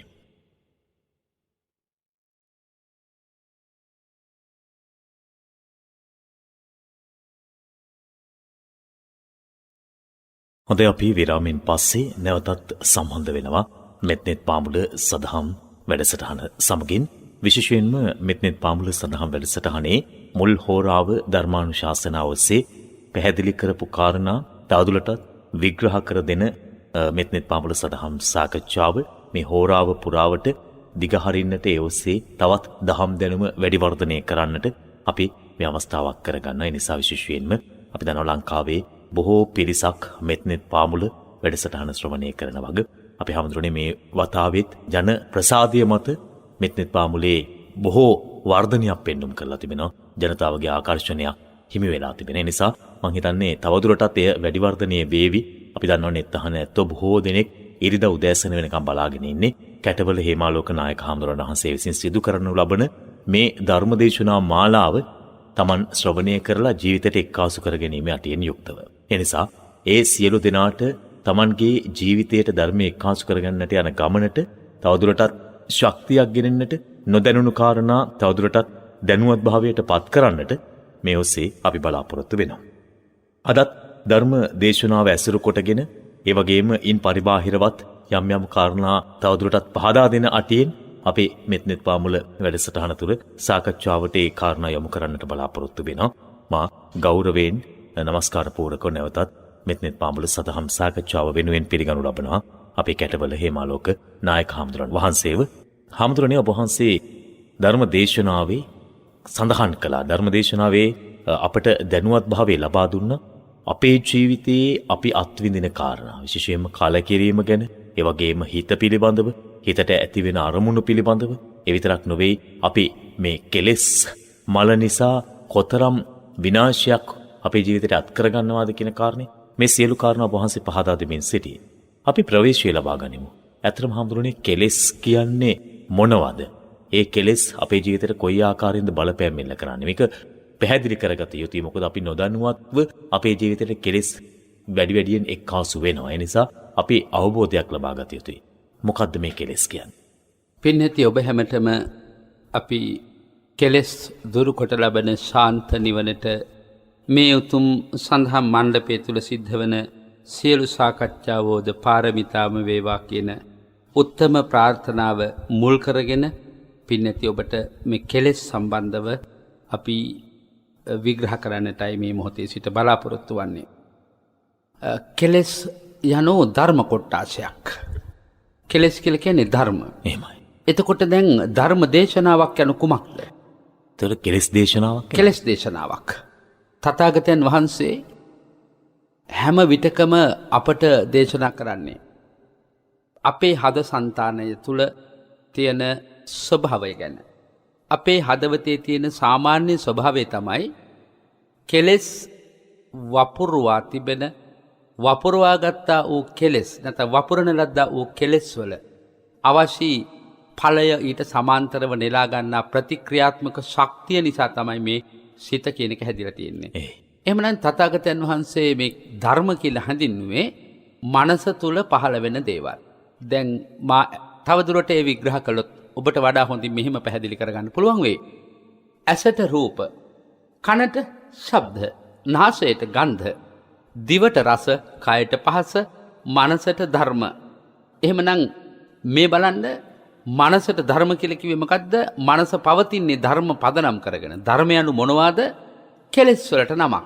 එහෙමනම් මනස පවතින්නේ මොනවා තුලද? කෙලෙස් තුල. එහෙමනම් තථාගතයන් වහන්සේ මනෝ පුබ්බංගම ධම්මා හැම දෙයකටම ප්‍රමුඛ වන්නේ කුමක්ද? මනසට ප්‍රමුඛ වන ධර්මයි. මොනවද එහෙනම් ධර්ම කිව්වේ? කෙලෙස් නම් තථාගතයන් වහන්සේ නමක් පහළවන්නේ සසර පුරාවට සත්වයා ඇදබැඳ තබා ගත්තා වූ කෙලෙස් නොහොත් සංයෝජන මනසින් දුරස් කිරීමට අවශ්‍ය කරන උපාය මාර්ග කියා දීම සඳහා. එතන තමයි නිවන තියෙන්නේ. මම මෙහෙම කිව්වොත් කෙලෙස් වලින් වැසුණු ඉබේ මේ සිත තුල නිවන තිබේ. සිත රැඳුනොත් දහම් ගැබේ ඒ මොහොතේම නිවන් ලැබේ. කෙලෙස් වලින් වැසුණු ඉබේ මේ හිත තුල නිවන තිබේ. එහෙනම් නිවන වසා සිටින්නේ කවුද? කෙලෙස් වලින්. එහෙමනම් බුදු කෙනෙකු පහළවන්නේ ඇයි? කෙලෙස් කපා හරින මඟ කියා දෙන්නට. කොහොමද කෙලෙස් කපා හරින මඟ? කෙලෙස් කපා හරින මඟ හොයන්නට නම් ධර්මයේ ගැඹුරට යා යුතුයි. අපි හඳුරන්නේ දැන් කෙලෙස් වලින් දුරුණු සැනින් ධර්මය අවබෝධ වෙනවද? පැහැදිලිවම ධර්මය අවබෝධ වෙනවාය කියලා කියන කාරණය තුල මෙන්න මේක තමයි ගන්නට උමනා කරන්නේ. නිවන මතු වුණා කියලා කියන්නේ යලි කෙලෙස් ඉතිරි නැහැ කියන එකයි. හැම කෙනෙකුටම එක හා සමානව ධර්මය අවබෝධ වෙන්නේ නැහැ. නමුත් කෙලෙස් ඉවත් වීමෙන් රහත් භාවයට පත්වෙච්ච පිරිස ඉන්නවා. ඇතැම් උතුමෝ තතු පටිසම්භිදා සහිත මහරහත් බවට පත් වෙනවා. එහිදී ඊටාම ගැඹුරු තැනට ධර්මය ගෙන යන්නට පුළුවන්. මොකද තතු පටිසම්භිදා කිව්වේ අත්ත ධම්ම නිරුත්ති පටිභාන කියලා කියන මේ හතර. යම් කිසි කෙනෙකුට ධර්මයේ තාම ගැඹුරු අර්ථයක් වැටහෙනවා තව කෙනෙකුට නොවැටහෙන තරමේ. මම මගේ ධර්මදේශනාවේදී ඔබට මතක් කළා බුදු ගුණය ගත්තොත් අරහං බුදු ගුණය යනු කටපාඩම් කරපු ගිරව් වගේ පොතේ සටහන් දෙය සාකච්ඡා කිරීම නොව පිරිසිදු බුදු సంతානේ දැනෙන්නට පටන් ගන්නවා. මොකද්ද පිරිසිදු බුදු సంతානේ? බලන්න නවරහදී බුදු ගුණ පටන් ගන්න එතනින්නේ. සියලු කෙලෙස් වලින් දුරු වෙච්ච තැන තමයි පිරිවිතුරු බුදු හිත පිරිසිදු බුදු හිත පහළ වෙන්නේ. ඒ බුදු හිත මෙනෙහි කරත්ම බුද්ධාලම්බන ප්‍රීතිය කියලා එකක් අප තුළ පහළ වෙනවා. ආන් එතකොට කෙලෙස් දුරු වුණු මේ උත්තරීතර මට්ටම තමයි එතෙන්දී අපි අදහස් කරන්නේ. එහෙමනම් ඒ කෙලෙස් දුරු වුණු මට්ටම තුළ බුදුරජාණන් වහන්සේගේ බුදුගුණ පිළිබඳව මතු පිටින් පේන තල දර්ශනයට වඩා ඊ타මත්ම ගැඹුරින් බුදු හදවත දිස් වෙන්නට පටන් ගන්නවා. ඒ තමයි අර්ථ කියලා කිව්වේ. තම ගැඹුරු තේරුම කියන එකයි. ගැඹුරින් අර්ථවත් වෙනවා කියන එකයි. ධම්ම කියලා කිව්වේ අන්න කෙලෙස් ඇති වුණු කෙලෙස් නැති වුණු ස්වභාවය ඊටා හොඳින් අඳුර ගන්නට පුළුවන්. ඒ වගේම නිරුක්තිය කියලා කිව්වේ මේ පදයක් මේ බුදු ගුණයක් වේවා වෙන දහම් පදයක් වේවා එහෙම නැත්නම් වෙන ඇහැට පෙනෙන ද්‍රව්‍යයක් වේවා ඇතුළාන්තයේ තියෙන ගැඹුරු හේතුඵලය. ඒකට තමයි නිරුක්තිය කියලා කියන්නේ. ඒ නිරුක්තිය හොඳින් හඳුන ගන්නවා. මේක ඇති වුණු මූල ස්වභාවය හඳුන ගන්නවා කියන එකයි. දැන් සංකාර කියන පින් උපදවන්නට, පව් උපදවන්නට මොකද්ද බලපාපු නිරුක්තිය? බලපාපු නිරුක්තිය තමයි අවිද්‍යාව. අවිද්‍යාපත්‍ය සංඛාරා. ඒ නිරුක්තිය නොදන්න කෙනෙකුට හේතුඵලය කියන එක වැටහෙන්නේ නැහැ. ඒ වෙනත මේ අකුරක පදයක තියෙන මේ කාරණා නෙමෙයි මේ රහතන් වහන්සේට අවබෝධ වෙන්නේ. නිරුක්තිය වැටහෙනවා. එයා නිරුක්තියත් එක්කමයි යමක් ප්‍රතික්ෂේප කරන්නේ. එයා නිරුක්තිය තුල පිහිටලාම තමයි ලෝකයේ කියන එක දකින්නේ. පටිභාන කියලා කිව්වේ තාම පිරිපුන් නුවණක්. පිරිපුන් නුවණක්. තථාගතයන් වහන්සේ ඇතම් ශ්‍රාවකයන් බණ කියනවා අසාසිත අගය කරලා තියෙනවා. සාරිපුත්තය මම දේශනා කළා නම් මම දේශනා කරන්නේත් ඔය හැටියටමයි. නමුත් ඒක හැම ශ්‍රාවකෙක්ම බණ කියන වෙලාවේදී බුදුහාමුදුරුවෝ බදාලේ නැහැ. එහෙමයි. ඉතින් ඒ නිසා මේ පටිභාන කියලා කියන්නේ බහු ප්‍රතිභානේ මුළු පුළුල් පරිචයක් යමක් යම් ප්‍රමාණයකට බුදුහාමුදුරුවෝ අවබෝධ කළා නම් ඒ අවබෝධයේ පිරිපුන් වශයෙන් වෙනවා. ආයිත් ඒකට එකතු කරන්න, අඩු කරන්න, වැඩි කරන්න, සමාන කරන්න බෑ වෙන කිසි ධර්ම කොටාශයක්. ඒ විදිහේ සුවිශාල අවබෝධයක් පහළ වෙන්නේ කෙලෙස් දුරු කරන ගමන් සංසාරේ පාරමිතා පුරාගෙන පැමිණිච්ච ඊටම පුළුල් පරිචයක් තියෙන අයට. සියලුම රහතන් වහන්සේලාට සියලු අර්ථ වැටහෙනවා කියලා කියන්න බෑ. ඒත් නැවත නූපදින ස්වභාවය හදාගෙන තියෙනවා. දැන් කිසා ගෞතමීන් නැවත නූපදින ස්වභාවය හදාගත්තා මිසක් අත්ත ධම්ම නිරුක්ති පටිභාන නෙමෙයි. ඒ නිසා තමයි විශේෂයෙන් රහතන් වහන්සේලා කොටසක් වෙන් කරන්නේ සිව්පිලිසි බියාපත් මහරහතන් වහන්සේලායි කියා. ඒ කාරණා මත. හොඳයි. අපේ හැමතුනේ දැන් එතකොට කෙලෙස් අප තුල වර්ධනය කරන්නේ කවුද?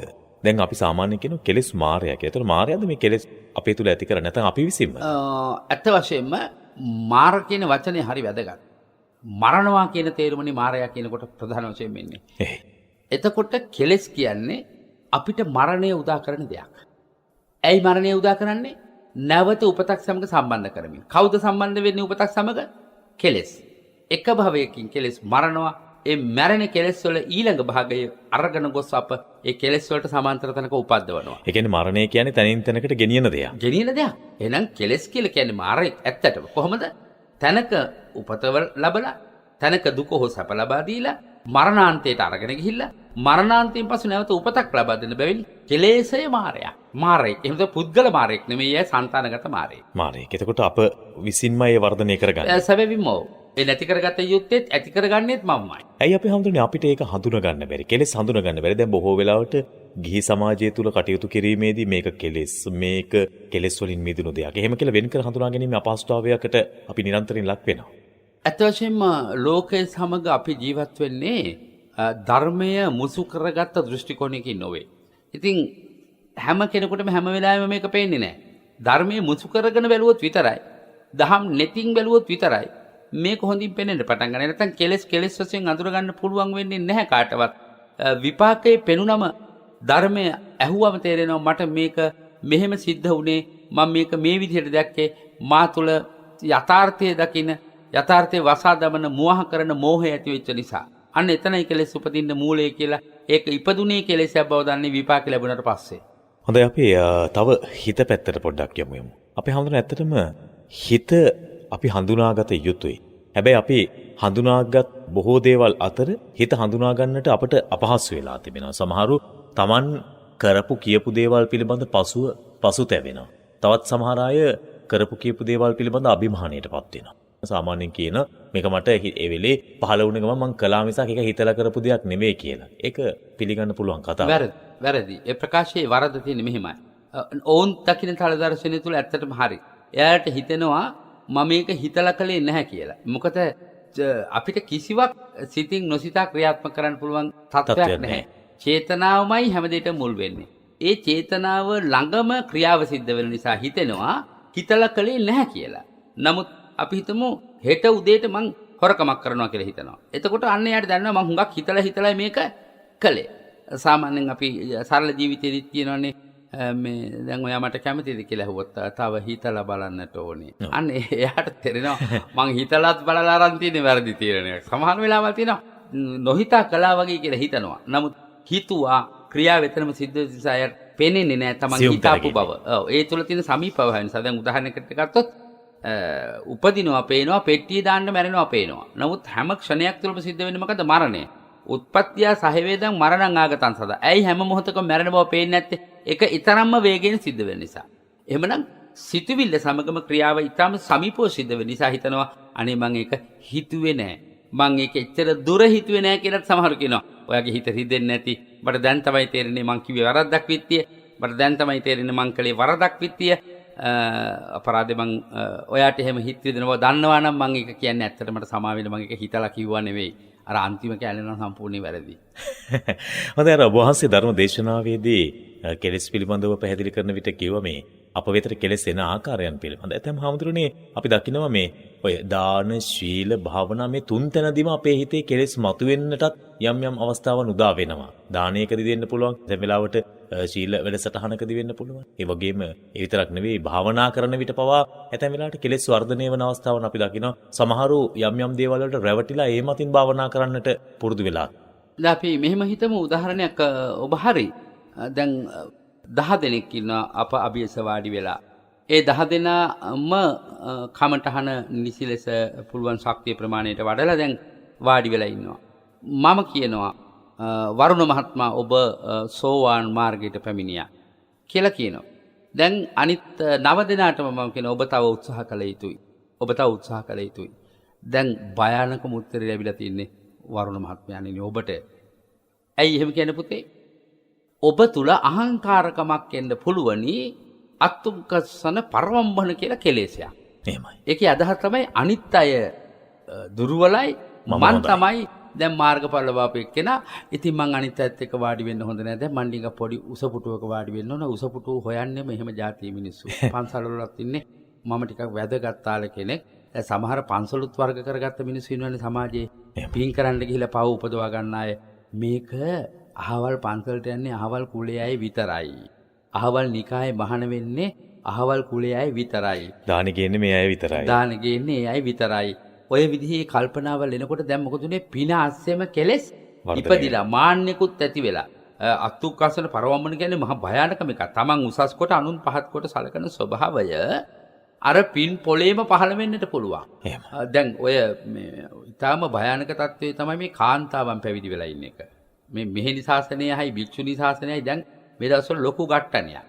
භික්ෂුණීන් වඩින්නේ නැහැ මෙහෙණින් යන දානෙට, මෙහෙණින් වඩින්නේ නැහැ භික්ෂුණීන් යන දානෙට. මොකක්ද හඳුනේ දෙකේ වෙනස?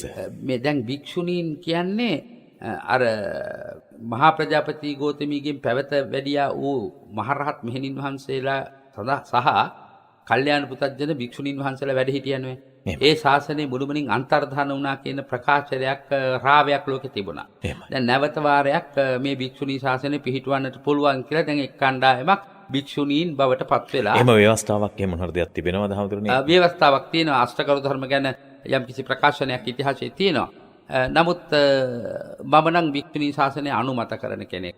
හේතුව මේ එක එක්කනාගෙන් එක එක්කනාට දෙන්න ඕන එකක් මේ මහානකම කියන එක මේ භික්ෂුණී භාවය හෝ මේ උපසම්පදාව හෝ කාගෙන්වත් කාටවත් දෙන්න ඕන එකක් කියලා මම නම් පිළිගන්නේ නැහැ. ඒ කියන්නේ ගැහැණු පිරිමි දෙපාර්ශ්වයෙන් මේක අයිති දෙයක්. පැහැදිලි වශයෙන්ම.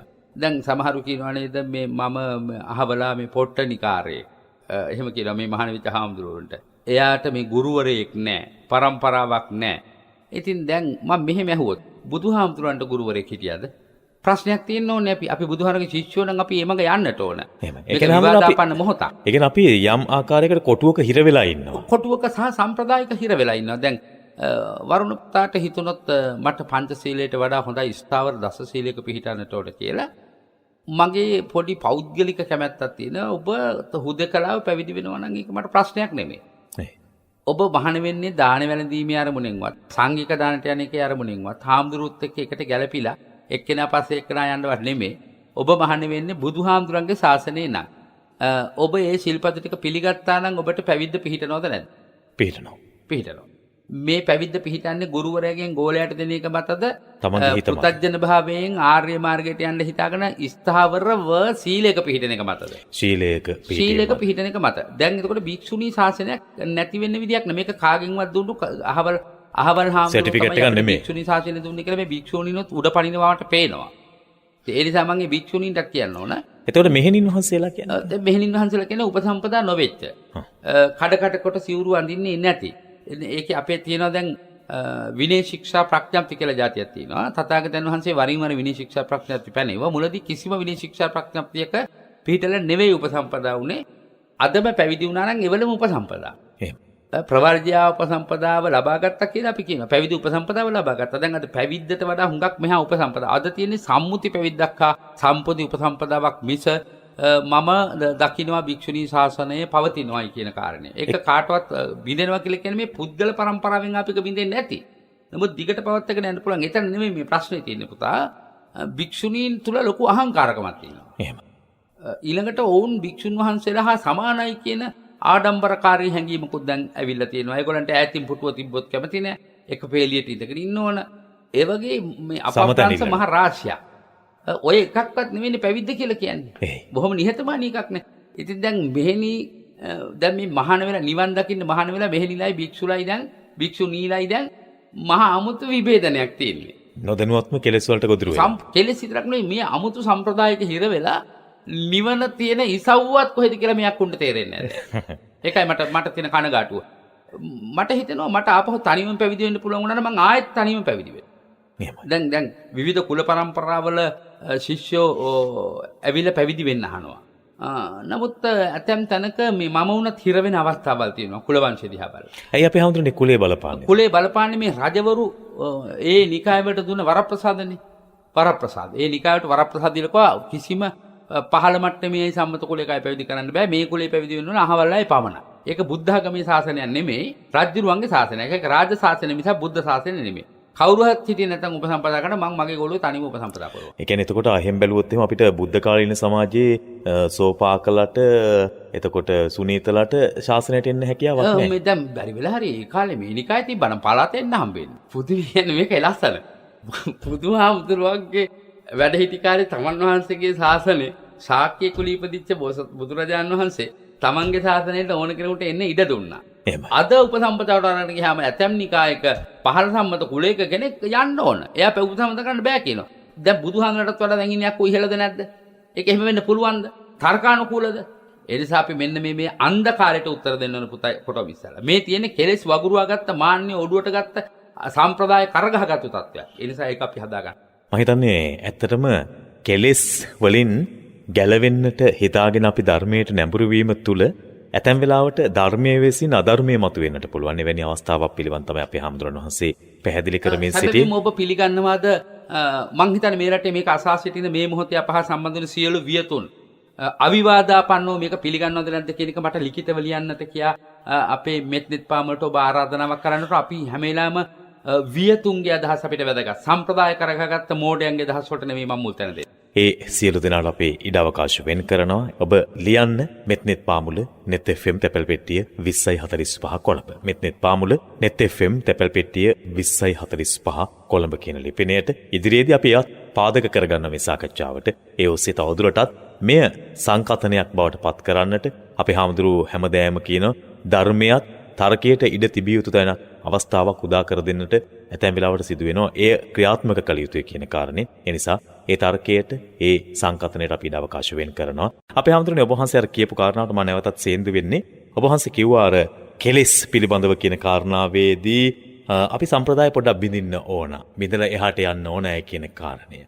යම් කෙනෙක් කිව්වොත් එහෙම මං ගෙදර ඉඳලා සීල් ගන්නවා. මං පන්සලට යන්නේ නැහැ. එතකොට සම්ප්‍රදාය බිඳීමක්. එය නිවැරදි වෙන්න පුළුවන්ද එතකොට? මා කිව්ව මූලික පදනම දැන් මෙන්න මේකයි අපට ජීවිත කීපයක් තියෙනට ඕන මේ ජීවත් වෙනකොට මං හිතන්නේ ඒක මේ මිනිස්සුන්ට ටිකක් අර ඉහළ මට්ටමේ වචන වලින් කිව්වමත් හොඳයි. දැන් everyday life ඒ කියන්නේ අපිට දිනපතා දෛනික සමාජ ජීවිතය දිනචරියාව private life හැම කෙනෙකුටම තියෙන අතිශය පෞද්ගලික වූ ජීවිතයක්. ධම්ම life ධර්මයට ගැලපා ගත යුතු ජීවිතයක්. සමහර ධම්ම life එක everyday life එකත් එක්ක මැච් වෙන්නේ නැති වෙන්න පුළුවන්. ඒ දෙක අතර නිරන්තර ඝර්ෂණයක් එන්නට පුළුවන්. ඔබ අහන්නේ ඒ වගේ ප්‍රශ්නයක් මගෙන් ඇත්තට. එහෙමයි. දෛනික ජීවිතය කියවන්නේ ගෙදරනේ. පොය කියලා කියන්නේ ධම්ම ලයිෆ් එකක් ගෙවන්න තියෙන දවසක්. එහෙමයි. එතකොට ඒකට අපි හිතනවා ධම්ම ලයිෆ් පන්සලේ everyday life ගෙදර. දැන් මිනිස්සුන්ට වෙලා තියෙන ලොකුම අකටයුත්තත් ඔක තමයි. බණ අහන තැන අපරාධ කියන්නේ පන්සලේ සබ්බේ සත්තා භවන්ත සුඛිතත්තා කියන තැන ඉන්නේ. ගෙදර ආපුලේ ඉඳලා නයි පිමිනවා. පූස් ගන්නවා නැන්දා ලේලියට ලේලි නැන්දාට. ඒක තමයි ඇත්ත. පුළුවන්ද ගෙදර ධම්ම ලයිෆ් එකක් ගෙවන්න කියන කාරණේ. ඒ කියන්නේ සීලයක් ගත කරන්න බැරිද ගෙදරක? මේක තමයි අහන්නේ මං. පන්සල්ම යායුතුද සීල සමාදන් වෙන්න? පන්සලේ කා ළඟද සීලේ තියෙන්නේ කියන කාරණය. බුදුහාමුදුරුවෝ ගාවද? බුදුහාමුදුරුවෝ විහාරේ වැඩ ඉන්නවා. හාමුදුරුවෝ ගාවද? හාමුදුරුවෝ සීලයක් රකිමින් සිටින කෙනෙක්. සීලේ නිමා කළ කෙනෙක් නොවේ. නමුත් අපට වඩා අධි සීලයක පිහිටලා ඉන්න කෙනෙක්. උන්වහන්සේ සමීපයේ සිල් ගන්නට පුළුවන් නම් සීලය anu විනය කර්මයක්. සිල් සමාදන් වෙනවා කියන්නේ විනය කර්මයක්.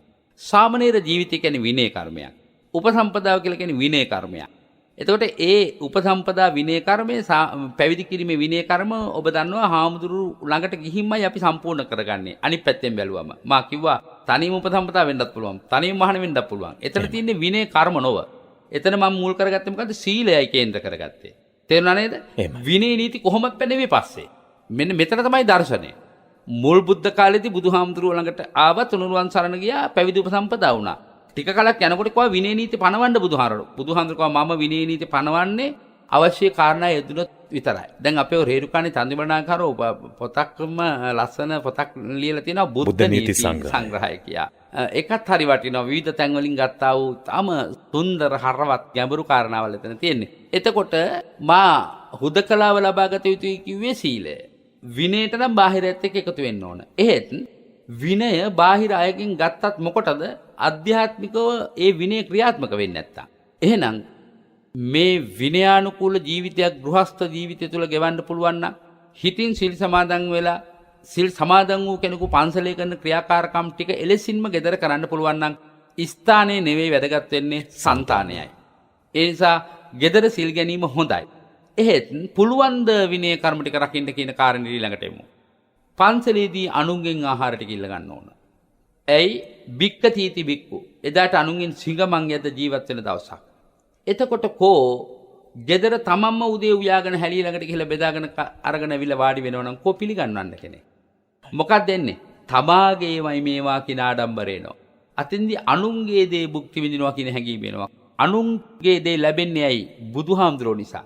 එහෙනම් අපි බුදුහාමුදුරන්ට ඇති ණය පිළිබඳව බයක් පහළ වෙන්න ඕනේ. ආන් ඒ බුදුන් සන්තක දේ පරිහරණය කරන මට ඒ සඳහා වූ පිළිවෙත් ගෙදරදී පුරන්න පුළුවන්ද බැයිද කියන ස්ථිරම පැහැදිලි තීරණයට එන්න. බෑ ගෙවල් වලදී කරන්න. අපි හැමෝටම අවසාන ප්‍රශ්නය. අපි පන්සලට යනකොට ලොකු ආධ්‍යාත්මික වෙනසකට හුරු වෙනවා. දැන් අපි පන්සලට ඇතුළු වෙන තැනදීම හිතේ එච්චර වෙලා තිබුණු කලබලකාරීත්වයේ සංයමයක් නැතිකම එහෙම් පිටින්ම පහව යන අවස්ථාවන් උදා වෙනවා. මේක මොකක් හරි විශේෂත්වයක් තිබෙනවද පන්සලට ඇතුළු වීමත් එක්ක? සැබවින්ම අප බාහිර වශයෙන් නිර්මාණය කොට තිබෙන නිර්මාණයන්, ඒ කියන්නේ අපේ නෙතඟට ගැටෙන්නා වූ අරමුණු, සවනතට වැදෙන්නා වූ අරමුණු, ඇත්තටම අර ගෘහස්ත ජීවිතය හා අර්ධනාගරික හෝ නාගරික ග්‍රාම්‍ය ජන ජීවිත ගෙවන අයට තියෙන කලබලකාරී පරිසර රටාව නොවේ. දකින්නකොට අහස් කුස සිමෙන කොත් කැරළි සහිත ස්තූපය පළවෙනිම අපෝ සංවර කරන්නට හේතුවක් වෙනවා. ඊළඟට බුදු කුටිය තවත් දෙසකින්, තවත් පැත්තකින් ශාන්ත ස්වරූපයෙන් වත පිළිවෙතෙහි නිරත වෙන ස්වාමීන් වහන්සේලා. දැන් ඔය සංදේශකාව්‍ය ගැන කියනකොට හෙරණ සික කියති හෙරණෝ තනින් තන. කනට ඇහෙන්නේ තැන් තැන් වල සාමණේරයෝ හෙරණ සික පාඩම් කරනවා. පිරිත් පද ඇහෙනවා. කෙනෙක් බුදුගුණ ගායනවා ඇහෙනවා. කෙනෙක් බොරජාණන් වහන්සේ වටා ප්‍රදක්ෂිනා කරනවා පෙනෙනවා. ඊළඟට ධාතුන් වහන්සේලා වැඩි ඉන්නවා. උන්වහන්සේලාගේ අමුතුම ආධ්‍යාත්මික සිසිලසක්, බොරජාණන් වහන්සේගේ අමුතුම ආධ්‍යාත්මික සිසිලසක් නිකුත් වෙනවා. මනසක් අතිශයින්ම සංයමයට පත් කිරීම සඳහා බොරජාණන් වහන්සේ උපනිශ්‍රයයි. ඊළඟට සිසි සුවය විහිදුවන අනන්ත දේව මණ්ඩලය රැස්වී වැඩ ඉන්නවා. ඒ සියලු දෙනාගේම ඒක රාශී වීමත් එක්ක මනස වෙනස් වෙනවා. මිදුලතු ගාල පවතින්නේ යම්කිසි රිද්මයකට රටාවක. හොඳයි.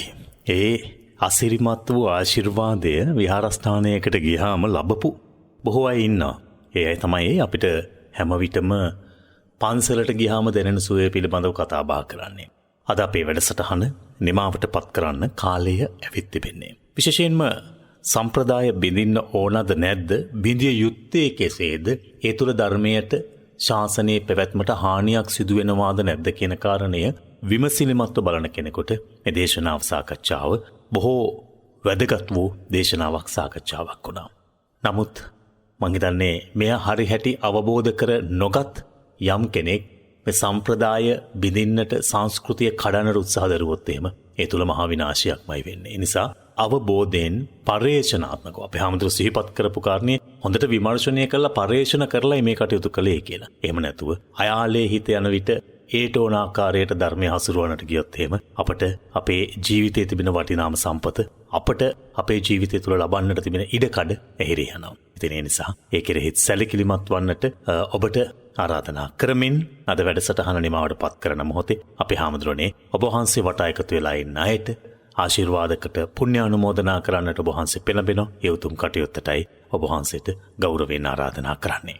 වාසනාවන්ත පින්වත්නි, අද දවසෙත් මේ පූජා භූමියේ උන්නතිය වෙනුවෙන් නිරන්තරයෙන් අපකැපව දායකත්වයේ දරන සමස්ත ශ්‍රී ලංකා වාසී සදහැවතුන් හැමදෙනාටමත් ලෝකවාසී සියලු පින්නතුල්ලාට පිනති සිතින් පොදුවේද ආශිර්වාද කරමින් මේ වසංගත යුගයේ කිසිදු ආබාධයකින් තොරවන්නට, පින්නත් ඔබේ හදගැව තුළ පවතින උතුම් ප්‍රාර්ථනාවන් සමෘද්ධ වන්නට අපගේ ආශිර්වාද ශක්තිය හේතු වේවා, වාසනාව වේවා කියා ප්‍රාර්ථනා කරමින් අද දවසට අපට දායකත්ව කීපයකට පුණ්‍ය අනුමෝදනා කරන්නටයි අවස්ථාව උදාපත් වෙන්නේ. KMD කරුණාරත්න පින්වත් මහත්මයා අංක 28න් 1 ඌරුවල නැදුම් ගමුවේ සිට රුපියල් 25000ක දායකත්වයක් දරමින් අභාවයට පත් වුණු DK කරුණාරත්න සමරකෝන් පින්වත් මහත්මයාටත්, ලලිතා කරුණාරත්න අලගියවන්න මහත්මියටත්, මල්ලිකා ගුණවර්ධන මහත්මියටත්, එසේ නොවේනම් එම සදහැවතුන්ගේ ආදරණීය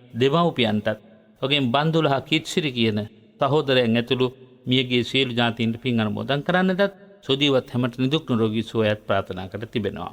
ඔගෙම ලීලාරත්න උඩවත්න මහත්මයා, රංජිත් ප්‍රේමචන්ද්‍ර මහත්මයා මහවත්ත දොඩංගොඩ කළුතර සිට රුපියල් 80000ක බරපැනක් පිළිගන්වමින් 2021 9 මාස 28 දිනට අභාවයට පත් MK කරුණාවති පින්වත් මෑණියන් වහන්සේටත්, වසර 2කමාරකට පෙර අභාවයට පත් වුණු හබක්කල පින්වත් මෑණියන් ඇතුළු සංසාරගත සියලු ඥාතීන්ට පින් අනුමෝදන් කරන්නටත් සුජීවත් හැමට ආශිර්වාද කරන්නත් බලාපොරොත්තු වෙනවා. ඔගේ මේ පූජා භූමියට නිරන්තරයෙන් වාර්ෂිකව දාන මහා පින්කම් සිද්ධ කරමින් අපේ දුක සැප සොයමින් බලමින් සිදු කරන පින්කම් වගේ මේ පින්කමේ ආශිර්වාදයත් අප වෙත පිරිනමා තිබෙනවා. එල්ලේ විජේනායක පින්වත් මහත්මයා ඇතුළු හිතමිතුරන්ගේ දායකත්වය සපයා තිබෙනවා. වීරගිරි නාවිවන දකුණේ සිට රුපියල් 35000ක බරපැනක් පූජා කොට තිබෙනවා. අපටත් සෙත්සු අධිෂ්ඨාන කරලා සියලු දෙනා නමින් මියගේ සියලු ඥාතීන්ට පින් අනුමෝදන් කරන උතුම් ප්‍රාර්ථනාවයි එම සදහැවතුන්ගේ හිත තුළ පවතින්නේ. වගේම විමලා පනාගොඩ පින්වත් මහත්මිය අංක 15 මෝරද්ද පාර මාකන්දර පිළියන්දල සිට රුපියල් 25000ක බරපැනක් පූජා කරමින් අභාවයට පත් වුණු අමරදාස පනාගොඩ ආදරණීය මල්ලීටත්, කුසුමලතා පනාගොඩ පින්වත් නැගණියටත්, සංසාරගත සියලු ඥාතීන්ටත් පින් අනුමෝදන් කරන්නට බලාපොරොත්තු වෙනවා. ඒ වගේම ගීතා සිංහබාහු පින්වත් මහත්මිය අංක 19 හොරණ බැල්ලපිටිය සිට රුපියල් 30000ක බරපැනක් පූජා කරමින් අපට සෙත් පතා තිබෙනවා. නිදුක් නිරෝගී චිරජීවනයටත් මේ ආත්ම භාවයේම නිබ්බාන සාන්තිය දිනා ගැනීමට ශක්තියක් ලැබේවා කියා. ඒ වගේම කුලින්, රදින්, මෙනුලි, ප්‍රසාදී, පවනි යන දූ දරුවන්ගේ අධ්‍යාපන කටයුතු සාර්ථක කර ගැනීමටත් ආශිර්වාද ප්‍රාර්ථනා කරමින් 90 ගත කරන ආදරණීය අම්මාට නිදුක් නිරෝගී සුවය හා දීර්ඝායුෂ ප්‍රාර්ථනා කොට තිබෙනවා. ඊට ගෞරවයෙන් වගේම එල් තෙන්නකෝන් මැණිකේ පින්වත් මහත්මිය උඩ තිබ්බටුවාව උහුමිය කුරුණෑගල සිට රුපියල් 25000ක බරපැනක් පූජා කරමින් අපට සෙත් පතා තිබෙනවා. ඒ වගේම මෙතුමියගේ ආදරණීය ස්වාම පුරුෂයාණන් වන පියතිස්ස මහත්මයාට, ඒ වගේම පුතා සිසිර උදයකාන්ත, ලේලඩිය දේවිකා, ඒ වගේම ආදරණීය නිලෝකාදුව, බෑනා, රොසාන්ත, මිනිපිරිය, ගිමන්ෂා යන අයට උතුම් වූ චතුරාර්ය සත්‍ය ධර්මය අවබෝධ වේවායි ප්‍රාර්ථනා කර තිබෙනවා. ඒ වගේම අභාවයට පත් වුණු දෙමව්පියන් ඇතුළු සංසාරගත සියලු ඥාතීන්ට පින් අනුමෝදන් කරලා තියෙනවා. SGR පුෂ්පිකා දමයන්ති පින්වත් මහත්මිය, SGR සෙනරත් ප්‍රනාන්දු අංක 111න් 1 කැන්දලියද්ද පාළුව ගණේ මුල්ල සිට රුපියල් 25000ක බරපැනක් පූජා කරමින් අභාවයට පත් වුණු NGR කරුණාරත්න ආදරණීය පියතුමාණන්, සමන්ලතා ආදරණීය මෑණියන්ට සංසාරගත සියලු ඥාතීන්ට පින් අනුමෝදන් කර තිබෙනවා. අපටත් සෙත් සුව ප්‍රාර්ථනා කර තිබෙනවා. ඉතින් මේ සියලු දායක දායිකාවෝ තම තමන්ගේ උතුම් ප්‍රාර්ථනාවන් සඳහා තැබූ කළ මේ උතුම් මහා පින්කම හේතු වේවා. පින් අනුමෝදනාවෙන් තවදුරටත් පිනක් රැස් කරගන්නට ඒක රාශී වෙච්ච ඔබ හැම දෙනාගේමත් සියලු ප්‍රාර්ථනා ඒකාන්තයෙන් සමෘද්ධ වේවා, සමෘද්ධ වේවා, සමෘද්ධම වේවා කියලා අධිෂ්ඨාන කරනවා. තෙරුවන් සරණයි. ඒ ගෞරවනීය පුණ්‍ය අනුමෝදනාවත් එක්ක අපි අද දවසේ මෙත්නෙත් පාමුල වැඩසටහනෙන් සමුගන්නවා.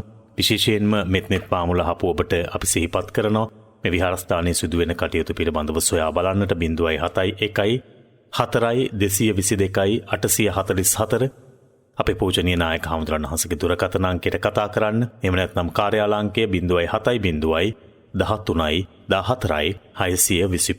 ඒ ගෞරවනීය ආරාධනාවත් සිදු කරමින් අපේ පූජනීය කැටවල හේමාලෝක නායක හාමුදුරන් වහන්සේට තව බොහෝ කාලයක් බොහොම සුවෙන් වැඩ හිඳින්නට පවතිනා වූ රෝගාබාධ ඇතනම් ඒවා ඉක්මනින්ම සමනය වන්නට මේ මහා කුසලයේ ආශිර්වාදාත්මක පින්කමක් වේවායි කියලා ප්‍රාර්ථනා කරනවා. ඔබ අප සියලු දෙනා රැස් කළ උතුම් කුසල ශක්තිය අපේ ස්වාමීන් වහන්සේට කැටවල හේමාලෝක නායක හාමුදුරන් වහන්සේට නිදුක් නිරෝගී චිරජීවනය සඳහාම වේවා. උතුම් වූ ධර්මාවබෝධය අපේ හාමුදුරන් වහන්සේට මේ ගෞතම සම්බුද්ධ ශාසනයම සාක්ෂාත් කරගන්නට සියලු කුසලයෝ පාරමී ධර්මයක් වේවායි ප්‍රාර්ථනා කරමින් මෙත්නෙත් පාමුලෙන් සමුගන්නෝ. හැම දිනාටම තෙරුවන් සරණයි.